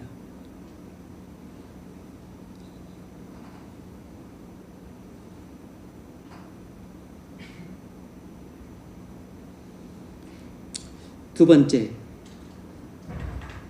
왜 바울은 우리에게 스스로 지은 채 말라고 했나? 우리가 어떤 지혜와 지식을 갖고 있든지 간에 우리가 산출하는 것이 아니므로 자랑할 것이 없습니다. 우리가 산출한 것이 아니기 때문이에요. 우리가 어떤 지혜와 지식을 갖고 있든지 간에 우리가 산출한 것이 아니기 때문이에요. 그래서 자랑할 것이 없어요. 우리가 가진 지혜와 지식은 전부 하나님이 주신 것이기 때문에 내가 아무리 많은 지혜와 지식을 갖다 할지라도 나는 자랑할 것이 아무것도 없습니다. 나 자신을 자랑할 게 아니고 하나님을 찬양해야죠. 하나님께 감사해야 될 것이라고.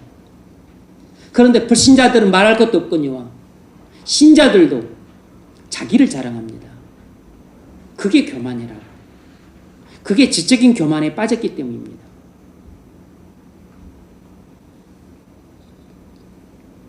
세 번째로, 스스로 지은 채 하는 태도는 우리 자신과 다른 사람들에게 큰 해를 끼칩니다. 스스로 지은 채 하는 태도는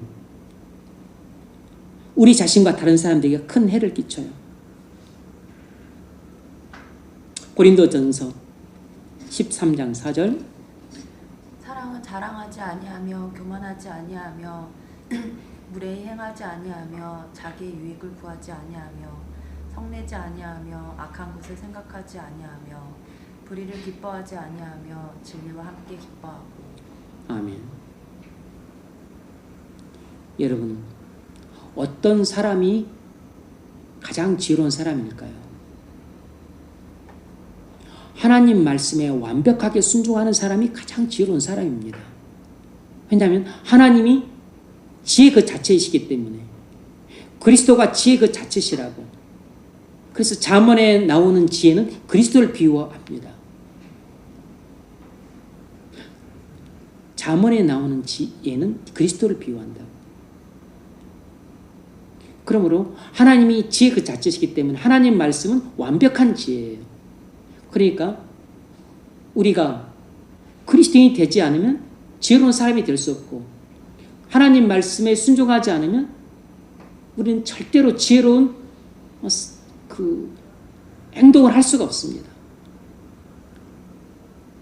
우리는 하나님 말씀에 순종할 때 우리는 지혜롭게 말할 수 있고, 지혜롭게 결정할 수 있고, 지혜롭게 판단할 수 있고, 지혜롭게 행동할 수 있어요. 하나님 말씀에 순종하지 않으면 그것이 가장 어리석은 행동을 하는 것입니다. 근데 하나님의 명령이 뭐예요? 하나님을 사랑하고 이웃을 사랑하라는 것입니다. 이웃을 내 자신과 같이 사랑하라는 것이에요. 그래서 우리가 누군가를 사랑한다면 이건 아주 지혜로운 삶입니다. 지혜로운 행동인 것이죠. 그래서 우리가 누군가를 사랑해서 그 사람한테 예의를 지켜요. 그건 지혜로운 행동인 것입니다.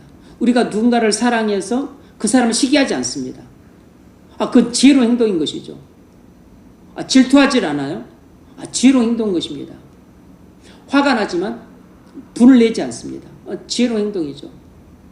막 미운 마음이 생기지만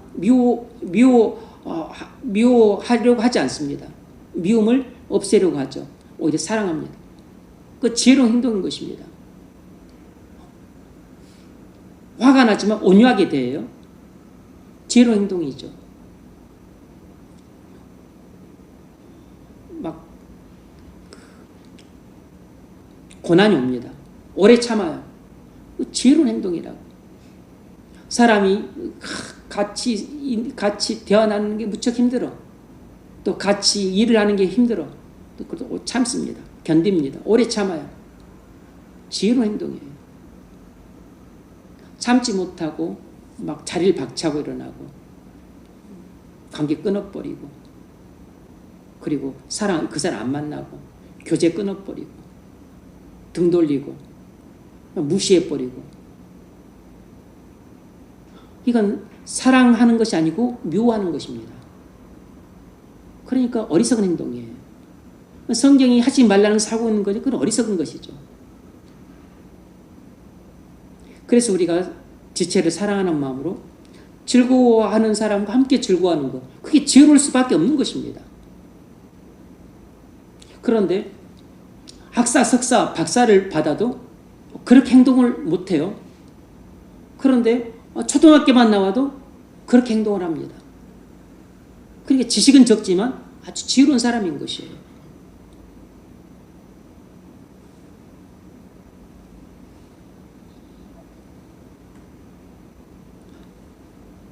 사회적인 지위가 높지만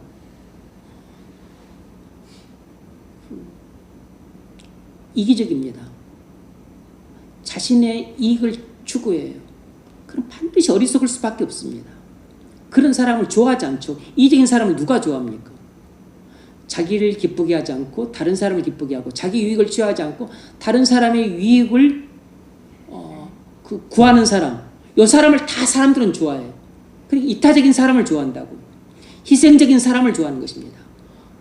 자기를 죽여서 남을 살리는 사람, 헌신적인 사람을 다 좋아해요. 근데 성경은 이기적인 사람이 되라고 않고 헌신적인 사람이 되라고 합니다. 나의 유익을 취하지 않고 다른 사람의 일 유익하게 하는 사람이 되라고 해요. 그래서 내가 그렇게 사는 것입니다. 근데 우리가 누군가를 사랑할 때는 나 유익을 취하지 않고 다른 사람의 유익을 구해요. 내가 다른 누군가를 사랑하면 나의 유익을 구하지 않고 다른 사람의 유익을 구한다고. 그리고 맛있는 거 있어도 다른 사람 앞에 갖다 놔요. 너 먼저 먹으라고. 그건 내가 좀 불편한 자리에 앉고 이 사람은 좀 더 나은 자리에 앉으라고 합니다. 내가 좀 더 많은 비용을 내고 좀 부담이 덜 가는 것 내도록 합니다. 그 사람을 사랑하니까 그렇게 배려해 주는 것이죠. 사랑하니까 배려해 주고, 사랑하니까 다른 사람의 유익을 구해 주고, 사랑하니까 다른 사람에게 좀 더 편한 자리를 주고. 이게 뭐죠? 사랑하는 것이 벌써 지혜로운 것입니다. 사랑에서 나온 것들은 대부분 지혜로운 것들이에요. 배려해 주는 것, 예를 지켜주는 것, 편한 자리를 주는 것, 그리고 부담이 좀 덜 가게 하는 것. 그리고 그가 즐거워할 때 함께 즐거워해주고 그가 울 때 함께 울어주는 것. 다 사랑하면 자연스럽게 나오는 것들이에요.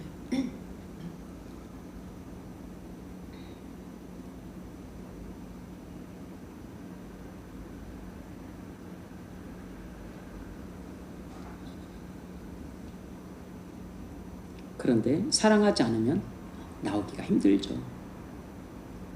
왜냐하면 사랑하지 않으면 이제 뭘 해야 되냐면 일단 자기부터 얘기해야 돼. 자기를 얘기하면 이게 나오는데 자기를 못 이기면 안 나옵니다. 자기를 못 이기면 다른 사람을 어떻게 사랑합니까? 그 사람 뻔히 이적인 사람인데 맨날 지 잘났다고 그렇게 떠벌리는 사람인데 맨날 자기 자랑하는 사람인데 그러면 하나도 안 도와줘. 뭐 하나도 나한테 유익되는 거 하나도 없어. 그래도 그를 사랑해주고 인정해주고 그리고 항상 그하고 마음을 같이 해줘. 뭐 불법적인 건 아니면. 나를 못 이기면 그렇게 할 수가 없죠. 내가 나를 어떻게 이깁니까? 성령 충만해야 나를 이길 수 있죠. 이 성령의 인도를 따라서 우리가 행동할 때 그때 우리는 지식이 짧아도 지혜로운 사람이 될 수 있습니다. 지혜로운 행동을 할 수 있어요. 말도 지혜롭게 할 수 있고 처신도 지혜롭게 처신할 수 있습니다.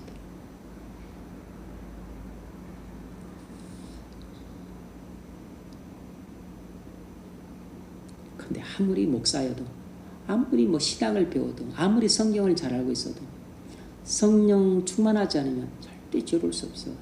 누구라도 그렇습니다. 왜냐하면 성령의 인도에 순종할 때만이 지혜롭기 때문이에요. 하나님 말씀에 순종할 때만 지혜롭기 때문입니다. 하나님 말씀 어떻게 순종합니까? 성령의 인도에 순종을 해야 순종을 하는 거죠.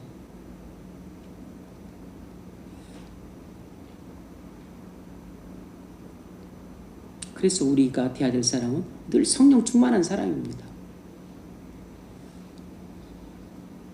그래서 우리가 말씀에 충만하고 또 기도에 충만하려고 하는 것도 성령 충만한 사람이 되기 위해서인 거죠.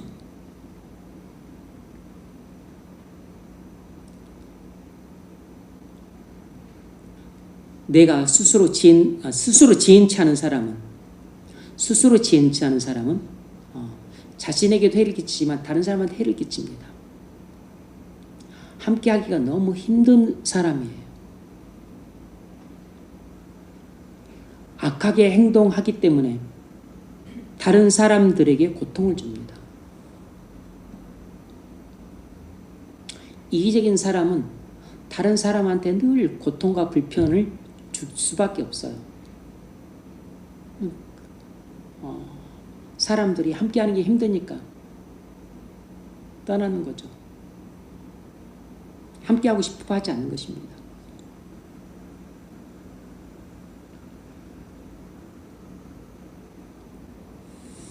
네 번째로 우리가 자신을 지혜롭게 여기면 위험에 빠지기 때문입니다. 우리가 자신을 지혜롭게 여기면 위험에 빠지기 때문이에요. 잠언 16장 18절 교만은 패망의 선봉이요 거만한 마음은 넘어짐의 앞잡이이니라. 아멘. 교만은 패망의 선봉이라 그랬습니다. 넘어짐의 앞잡이라 그랬어요. 뭔 말이죠? 교만하면 넘어지는 것을 피할 수가 없습니다. 그리고 실패를 피할 수가 없어요. 더 나아가서 인생이 망하는 것을 피할 수가 없습니다. 교만하면 반드시 넘어지고 반드시 실패하고 반드시 인생이 망하게 돼 있어요.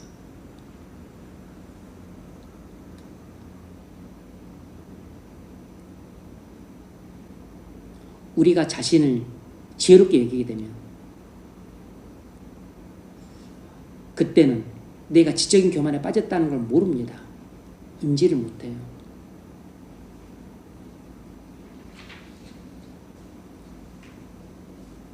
그래서 넘어집니다. 필연적으로 넘어져요. 그리고 실패합니다. 하는 일을 실패합니다. 하는 일을 실패해요. 그리고 인생도 망합니다.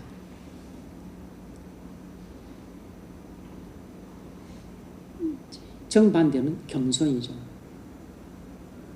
겸손은 존귀의 앞잡이라고 그랬습니다. 존귀의 앞잡이.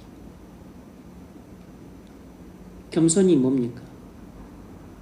어린애 같은 거죠. 엄마가 어떻게 해야 돼요? 이렇게 물어보는 겁니다. 하나님은 어떻게 해야 돼요? 묶어서 하나님의 인도를 따라 그대로 순종하는 겁니다. 이것이 겸손이에요. 그러니까 나이가 좀 어려도 될 수 있고 가방끈이 짧아도 그렇게 겸손할 수 있어요.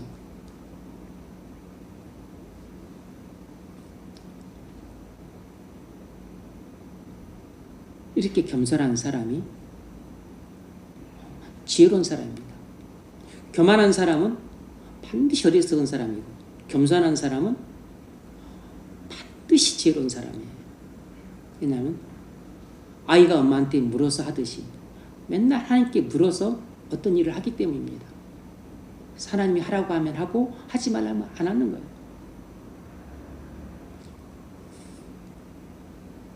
고린도전서 10장 12절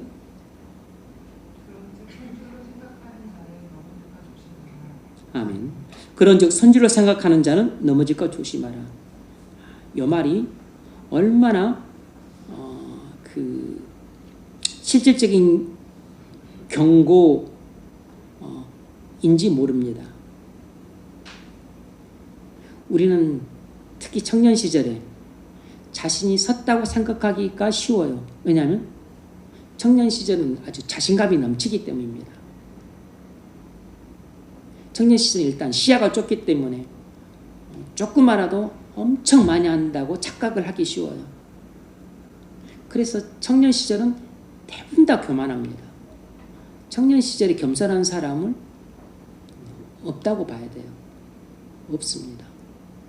청년 특성상 자신감이 분출하기 때문에 그리고 시야가 좁기 때문에 티끌만큼 알아도 엄청 본인이 많이 한다 생각을 해요.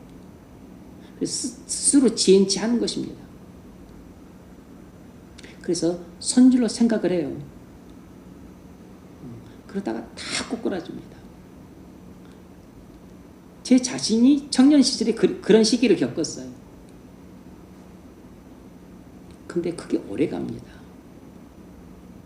그리고 그게 쉽게 회복이 안 돼요. 그리고 그게 상당히 치명적입니다. 뭐 한 1, 2년 그러고 마는 게 아니에요. 아주 힘들고 치명적이에요. 그래서 제가 겪어봤기 때문에 여러분들은 그런 전철을 밟지 않기를 바라는 마음에서 꼭 이야기를 자주 합니다. 그렇게 선질로 생각하는 사람들은 넘어질까 조심하라. 왜 그랬겠어요? 선질로 생각하는 사람들은 필패, 넘어졌다는 뭐라죠? 필 넘어짐, 반드시 넘어지기 때문입니다. 그러면 그 다음날 곧바로 일어나는 게 아니에요. 다음에 일어나는 게 아닙니다. 10년 후에 일어날지, 20년 후에 일어날지, 30년 후에 일어날지 그건 기약이 없어요. 심지어 평생 못 일어날 수도 있습니다. 그래서 청년 시절의 어떤 하나의 중요한 결정이 평생 되돌이킬 수 없는 결정이 될 수 있다고. 제가 종종 이야기하듯이 그런 것이 배우자 선택할 때, 뭐 교회 선택할 때, 뭐 거주지야 조금 바뀌 하지만 또 직장 선택할 때도 마찬가지예요. 직장도 쉽게 못 바꾸잖아요. 또 사실상 거주지도 그렇습니다. 뭐 이사를 뭐 1년마다 하고 2년마다 하는 게 아니잖아요. 한번 딱 거주지 정하면 나 2년 뒤에 이사해야지 하고서 거주를 정했다 할지라도 그 2년 뒤에 이사 잘 못합니다. 저도 한 2년 정도 살다가 옮겨야지 했지만 10년 넘게 살았어요. 우리 생각하고 일이 전혀 다르게 진행이 됩니다.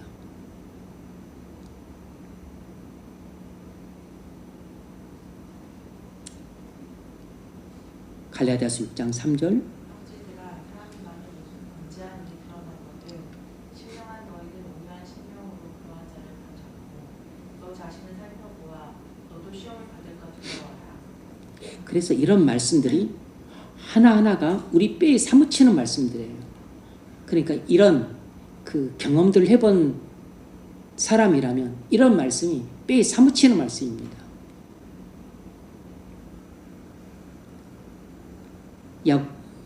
야고보서 3장 1절. 내 형제들아 너희는 선생된 우리가 더 큰 심판을 받을 줄 알고 선생이 많이 되지 말라. 아멘. 자꾸 가르치려고 드는 사람, 스스로 지도자인 척 행세하는 사람, 스스로 선생님 위치에 서서 다른 사람을 자꾸 가르치고 훈계하려고 하는 사람, 그건 이미 본인이 교만해졌다는 뜻입니다. 본인이 섰다고 생각하기 때문에 다른 사람들을 지도하고 훈계하려고 하는 것이에요. 선생이 되려고 하지 마십시오.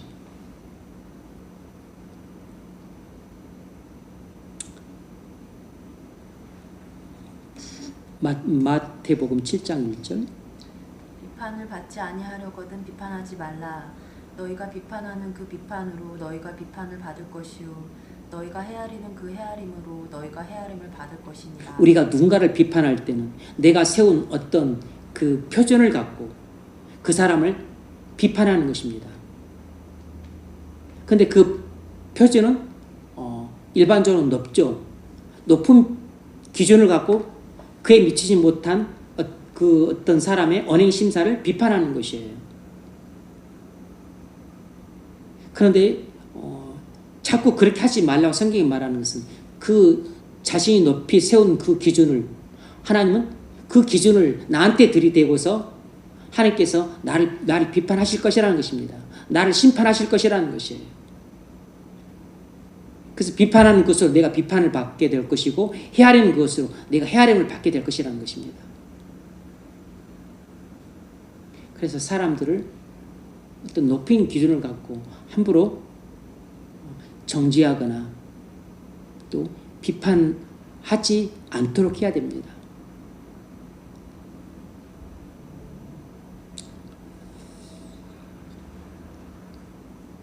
자, 다섯 번째 문제. 이런 이유들 때문에 우리는 힘을 다해 지적인 교만의 죄를 피해야 합니다. 그렇다면 어떻게 스스로 지혜 있는 체하는 잘못을 피할 수 있습니까? 네. 우린 이런 이유 때문에 지적인 교만의 죄를 피해야 되는데 어떻게 해야 지혜 있는 채 하는 잘못을 피할 수 있을까? 어떻게 해야 지적인 교만을 피할 수 있을까? 부정적으로 이야기하자면 일부러 자신이 부족하다는 인상을 사람에게 주라는 뜻이 아닙니다. 일부러 자신이 부족하고 바보 같다는 인상을 사람들에게 주라는 뜻이 아니에요.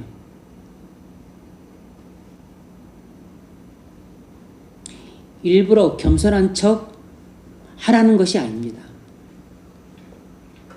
그것은 오히려 가정한 것입니다.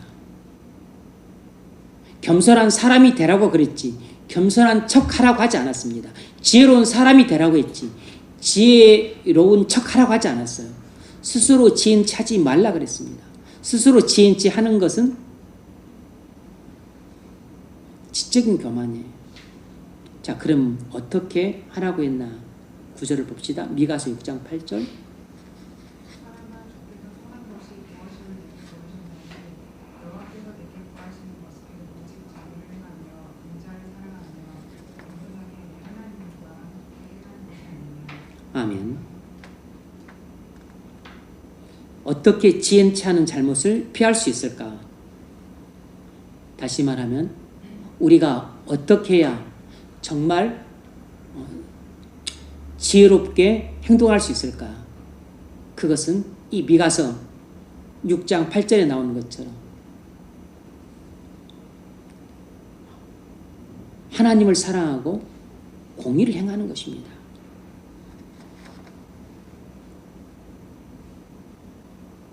다시 말하면 하나님과 동의하는 삶을 사는 것이에요.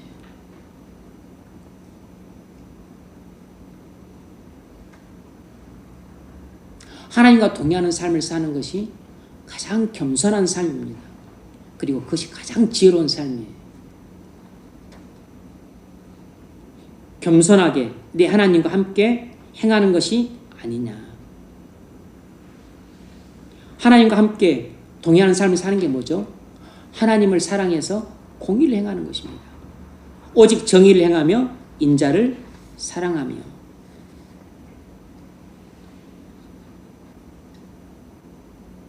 지혜는 채 하지 않고 어떻게 해야 지혜로운 삶을 살 수 있을까? 빌립보서 2장 12절. 항상 부조하여 두렵고 떨림으로 너희 구원을 입다. 아멘. 하나님 앞에서 두렵고 떨리는 마음으로 사는 것입니다. 하나님 앞에서 두렵고 떨리는 마음으로 사는 것이에요. 이것을 다른 말로 하자면 여호와를 경외하는 사람이 되는 것입니다. 여호와를 경외하는 사람이 되는 것이에요. 우리가 어떻게 해야 하나님 말씀을 순종할까요? 하나님을 경외해야 순종을 합니다. 하나님 앞에 설 때 두려워하고 가슴이 떨려야 하나님 말씀에 순종을 한다고. 하나님 앞에 섰을 때 하나님을 두려워하고 가슴이 떨려야 하나님 말씀을 순종을 합니다.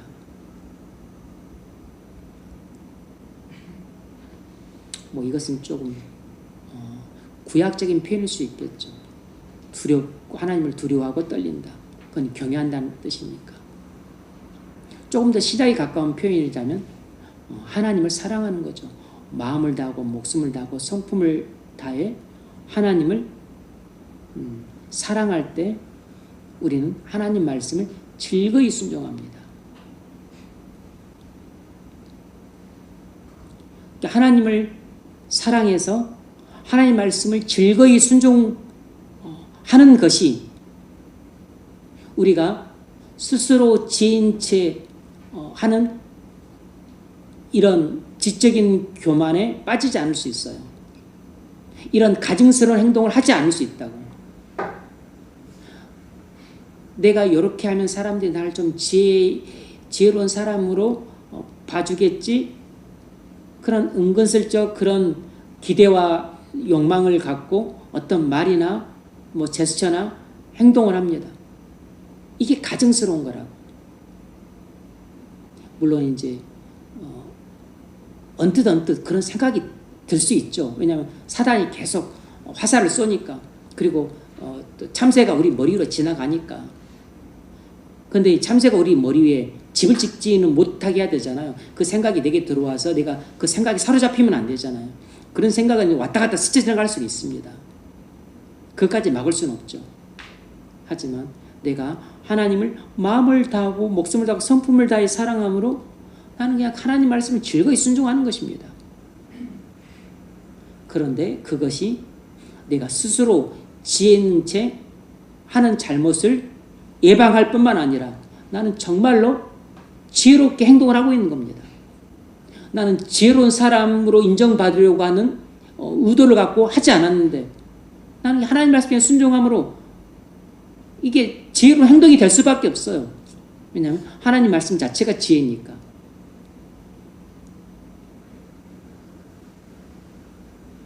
그래서 하나님을 사랑하지 않으면, 다시 말하면 하나님을 미워하면 나는 어리석은 사람이 되는 겁니다. 어리석게 말하고 어리석게 행동을 하게 돼요. 근데 불신자가 누굽니까? 하나님을 미워하는 사람들이잖아요. 그러니까 어리석은 말과 행동을 그냥 24시간 뿜어내는 것입니다.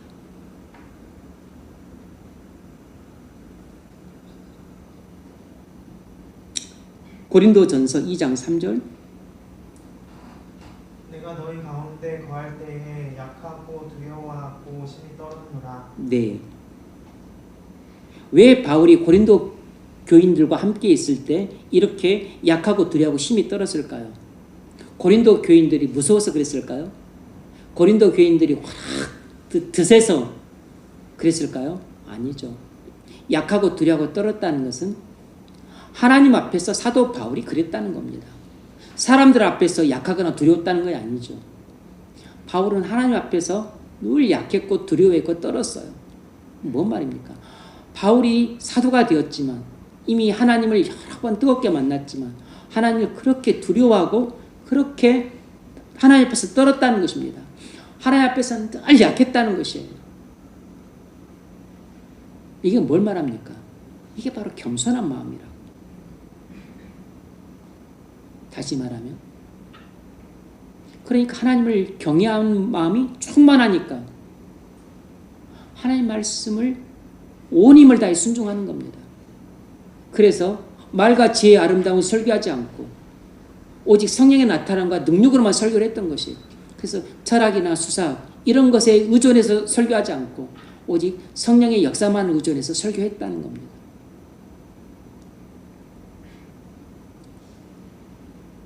그래서 여호와를 경외하는 것이 지혜의 근본이에요. 근데 불신자들은 어떻습니까? 하나님을 기망하잖아요. 하나님을 장난스럽게 대하고 조롱하잖아요.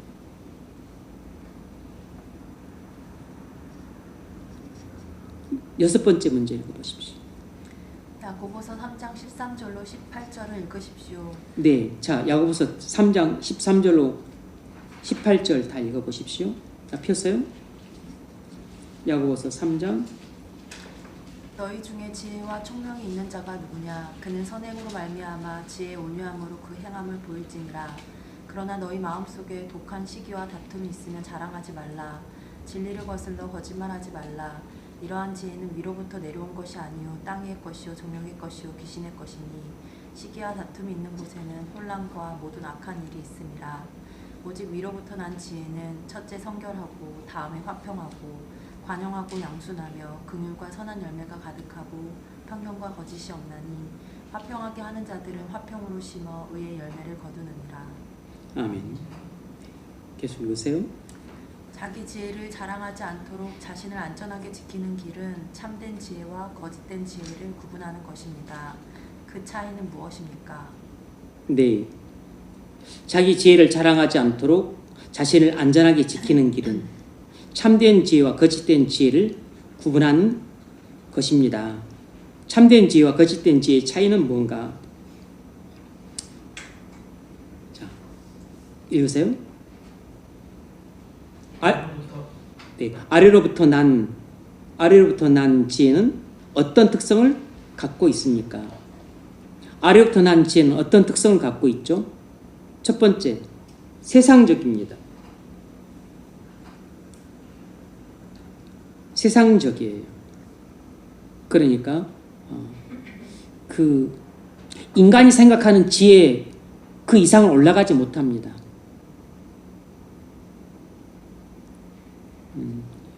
영원하신 하나님을 몰라요.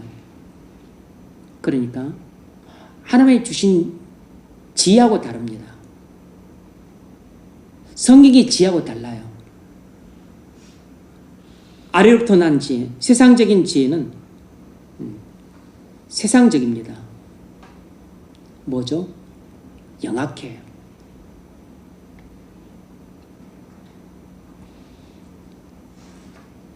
두 번째로 정욕적입니다. 타락한 본성에서 나온 지혜들이에요. 타락한 본성에서 나온 지혜입니다. 그러니까 대부분 타락한 본성을 만족시키기 위한 지혜들이라고, 성격 자체가. 이 지혜라고 하는 게 타락한 본성을 만족시키기 위한 지혜들입니다. 그러니까 참 지혜가 아니죠. 세상적인 지혜는 참 지혜가 아니에요. 정욕적인 지혜도 참 지혜가 아닙니다. 또 아래부터 난 지혜는 마귀적입니다. 마귀적이라는 말이 무슨 뜻일까요? 사단적이라는 뜻인데 무슨 말일까요? 교활하다는 뜻입니다. 교활하다는 뜻이라고.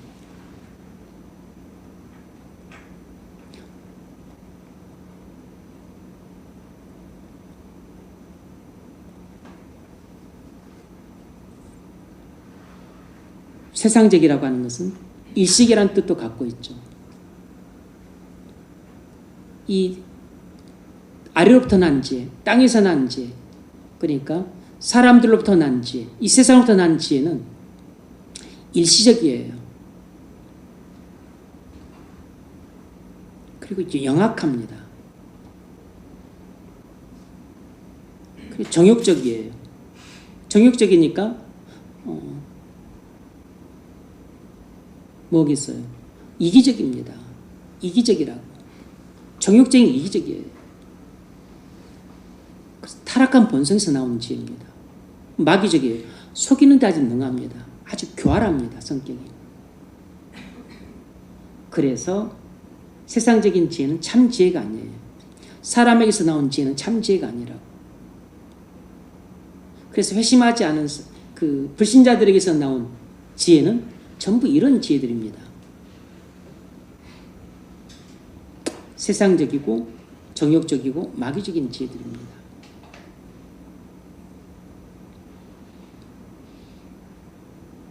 그래서 지혜를 짠다고 해가지고 아빠가 시험지 빼돌려가지고 딸들한테 줘서 이렇게 또 시험 치르게 하고,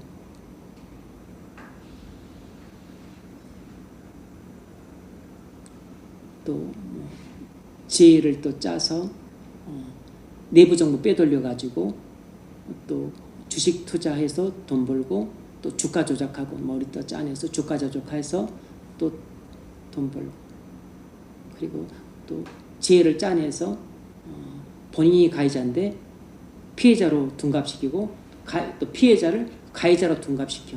그래서 피해자를 감방에 보내고 자기는 나와.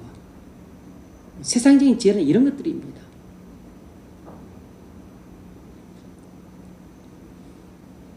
두 번째로 위로부터 난 지혜, 즉 하나님께로부터 난 지혜는 어떤 특성을 갖고 있는가?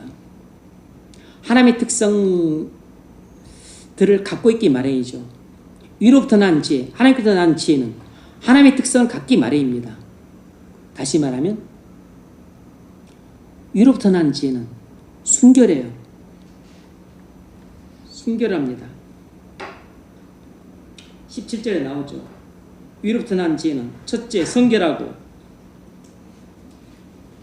다음에 화평하고 관용하고 양순하며 긍휼과 선한 열매가 가득하고 편벽과 거짓이 없나니. 그러니까 하나님의 지혜는 거룩합니다. 거룩해요. 죄가 없습니다. 하나님께서 주신 지혜는 거룩해요. 죄가 없습니다. 그리고 순결해요. 아주 어떤 불순한 의도가 없어요. 불순한 의도가 없다고. 반대급부를 기대하고서 뭘 하는 게 아닙니다. 화평해요. 분쟁을 가져오지 않습니다. 양순합니다.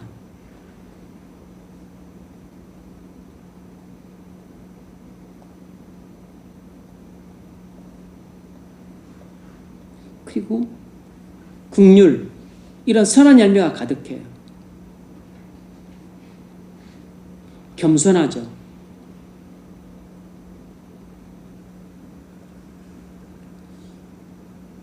우리는 양순의 가치를 잘 모르는데, 여러분, 양수는 선량하고 온순하다, 뭐 또 유순하다 그런 그 뜻인데 이런 사람은 양순한 사람은 대하기가 쉽습니다. 함께 있기가 편해요. 양순한 사람은 대하기가 쉽고 함께 있기가 편하다고. 그리고 마음이 편해. 오래도록 함께 있고 싶어 합니다. 배우자가 양순하지 않으면 함께 사는 게 힘들어요. 아주 마음이 불편합니다.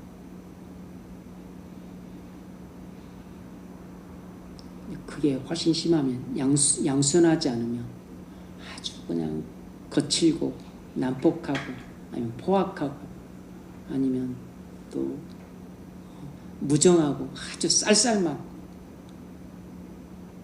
아주 표독스럽고 아주 그냥 이기적이고 돈만 밝히고 아주 세상적이거나 정욕적이거나 이런 거 양순한 게 아니죠. 함께 있고 싶지 않아요. 함께 있는 게 힘드니까, 불편하니까.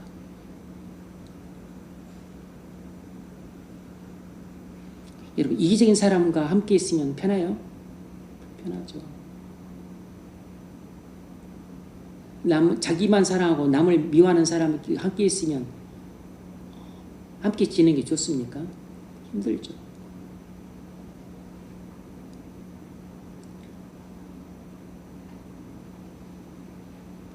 저는 잘 그렇지 못하지만 우리는 그리스도인은 양순한 사람이 되어야 됩니다. 양순한 사람. 그러니까 함께 있는 것이 편한 사람. 대하는 것이 편한 사람. 대하기도 쉽고 좀 편하고.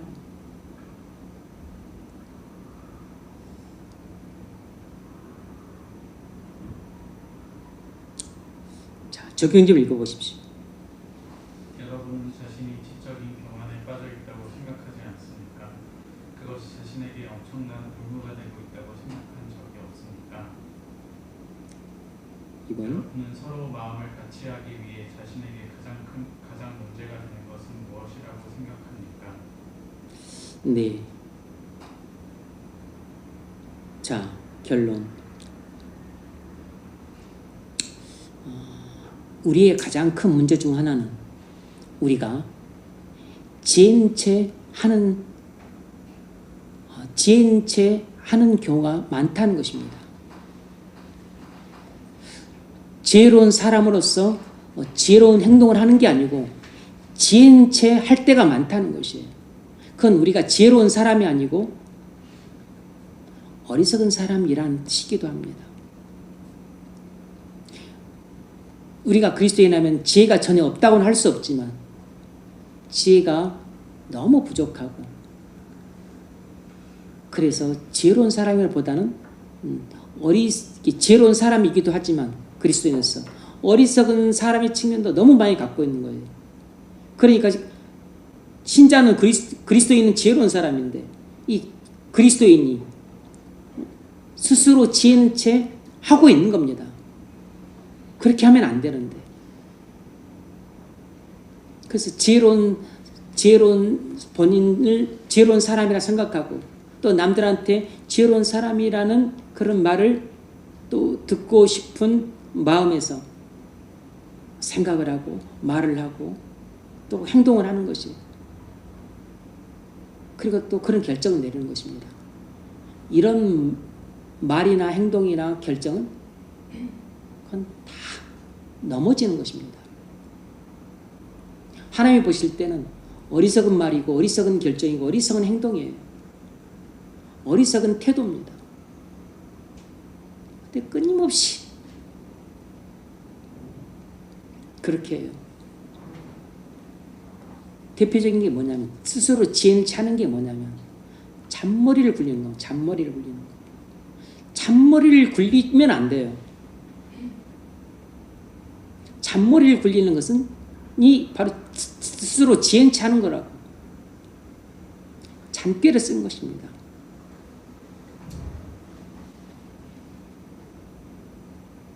아니 성령의 인도를 따르라 그랬지 언제 머리를 막 굴려서 그 잔머리를 쓰라 그랬습니까? 언제 막 잔머리를 굴려서 잔꾀를 내라 그랬어요. 그냥 말씀에 순종하면 되는데 말씀에 순종을 안 하고 잔머리를 쓰는 겁니다. 성령의 인도를 따르면 되는데 성령의 인도를 따르지 않고 잔꾀를 불려요.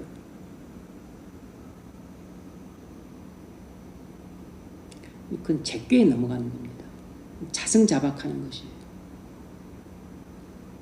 본인 혼자만 생각할 때 내가 지금 지혜롭게 행동하고 있다 이렇게 생각을 하지, 하나님 보실 때는 스스로 지혜인지 하고 있는 겁니다. 사람들이 볼 때도 제가 똑똑한 체 하지만 어리석은 사람이구나, 사람들도 다 압니다. 자기 행동은 모르지만 남의 행동은 다 알아요. 왜냐하면 사람은 본성적으로 자기 눈에 들보는 못 보지만 남의 눈에 있는 티는 다 보기 때문에 자기는 왕창 어리석게 행동을 해도 내가 어리석게 행동하고 있다는 것은 내 스스로 못 깨달아도 다른 사람이 작게 어리석게 행동하는 것은 금방 알아봅니다. 자기 눈에 들보는 못 보도 남의 눈에 티는 보니까. 그래서 어리석은 말이나 행동을 사람들은 다 꼬집어내요. 그래서 누가 지혜로운 사람인지 어리석은 사람이 다 압니다. 그런데 자기는 몰라. 자기 자신은. 왜냐하면 들보로 눈이 가려져 있으니까. 그래서 당신이 바로 어리석은 사람이라고 말을 해줘야 돼요. 강단에서. 지금 하나님이 말씀하고 있잖아요. 우리에게. 네가 바로 어리석은 사람이라고.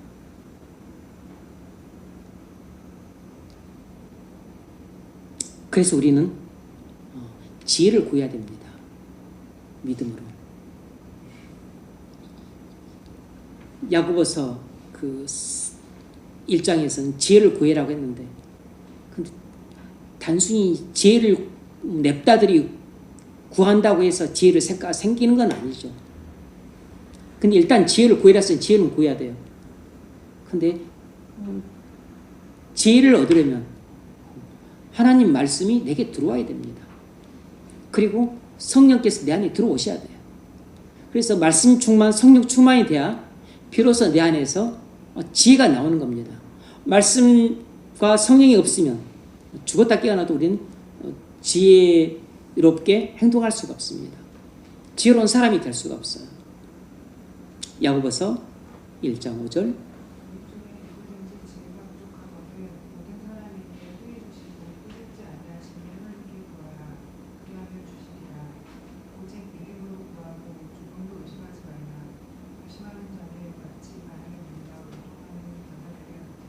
아멘. 그러므로 여러분이 내가 어리석은 사람이라는 것을 첫 번째로 절감을 해야 됩니다. 그래야 지혜를 구할 마음이 생기죠. 나는 여전히 나는 지혜로운 사람이다 이렇게 생각하면 지혜를 구할 마음이 생길 리가 없죠. 내가 알고 봤더니 온 세상에서 가장 어리석은 사람이 나다 이렇게 깨달아야 내겐 지혜가 필요하다 이것을 절실하게 느끼죠. 그때 내가 지혜를 구하게 됩니다. 지혜를 구하되 믿음으로 구해야 돼요. 믿음으로 지혜를 구해야 됩니다. 그리고 의심하지 말아야 됩니다. 의심하는 사람은 받을 수가 없어요. 그러면 어떻게 내가 지혜를 얻을 것인가? 하나님이 응답을 해주시면 말씀해 주실 겁니다. 그건 말씀 충만하고 성령 충만한 길밖에 없어요. 왜냐하면 말씀과 성령에서 지혜가 나오니까. 성령은 지혜의 영이고 말씀은 지혜의 말씀이기 때문에 말씀과 성령이 충만해야 지혜가 나오는 것이에요. 그래서 우리가 살 때는 지혜롭게 결정해야지, 지혜롭게 말해야지, 지혜롭게 내가 또 리액션을 해야지 그렇게 생각해가지고 지혜롭게 되는 게 아니에요. 그렇게 하면 백발백중 다 스스로 지혜 있는 채 하는데 머물고만 합니다. 그냥 자연스럽게 물르듯 성령의 인도를 따라서 말씀에 순종하기만 하면 내가 전혀 의식하지 않아도 한 지혜로운 말을 하게 되고 지혜로운 생각을 하게 되고 지혜로운 행동을 하게 됩니다.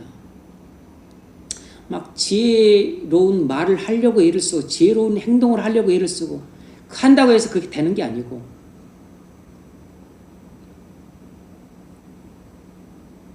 말씀과 성령이 충만해지게 되면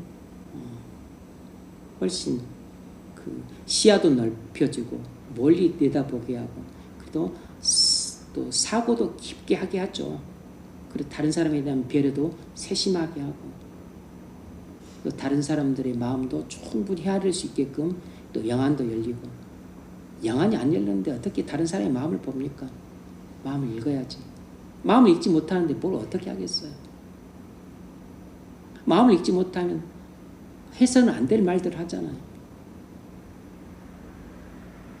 자기는 그냥 내뱉는 말이지만 그 사람한테는 가슴에 빗을 꽂는 말인데 모르고 하는 겁니다. 그 사람을 못 읽으니까 그 이야기를 하는 거지. 사려 깊지 않으니까. 왜 내가 사려가 깊지 않죠? 그건 내가 말씀과 성령이 충만하지 않으니까 사려가 깊지 않은 거죠.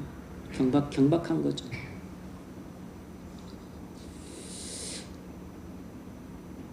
존 번연이 이렇게 말했습니다.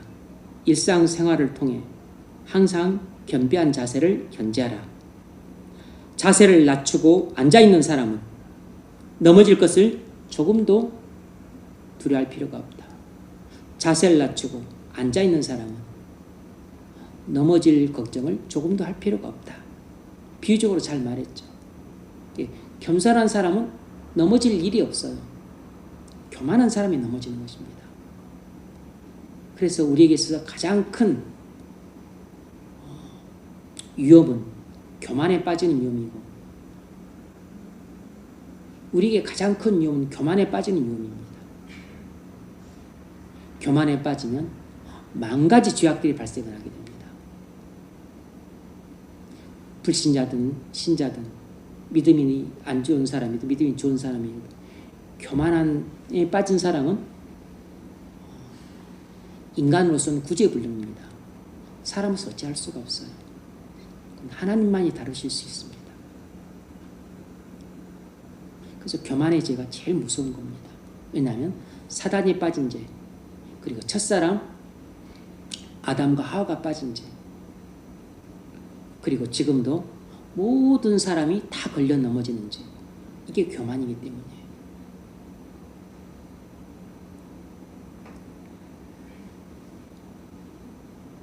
그래서 교만의 문제를 해결하려면 지혜를 얻어야 됩니다. 지혜로운 사람이 되려면 성령 충만해야 돼. 그리고 말씀 충만해야 됩니다. 그러므로 여러분이 지혜를 구해서 얻으십시오. 그리고 지혜로운 말을 하려고 지혜로운 행동을 하려고 애쓰지 마세요. 그런다고 해서 지혜로운 말 행동을 하는 게 아닙니다. 지혜로운 사람이 되십시오. 사람. 존재가 변해야 행동이 나옵니다. 지혜로운 사람이 되려면 먼저 성령으로 거듭나셔야 돼요. 성령이 들어가야 됩니다. 그리고 그 다음에 말씀으로 충만해져야 돼요. 여러분이 성령으로 거듭나고 말씀으로 충만해진다면 여러분은 어느 누구보다도 지혜로운 사람이 될 수 있습니다. 그러면 먼저 하나님의 사랑을 크게 받아서 귀하게 쓰임받게 될 것이고 사람들로부터도 지도자로 세움을 받게 될 겁니다. 그런 애가 있기를 주의 이름으로 축원합니다.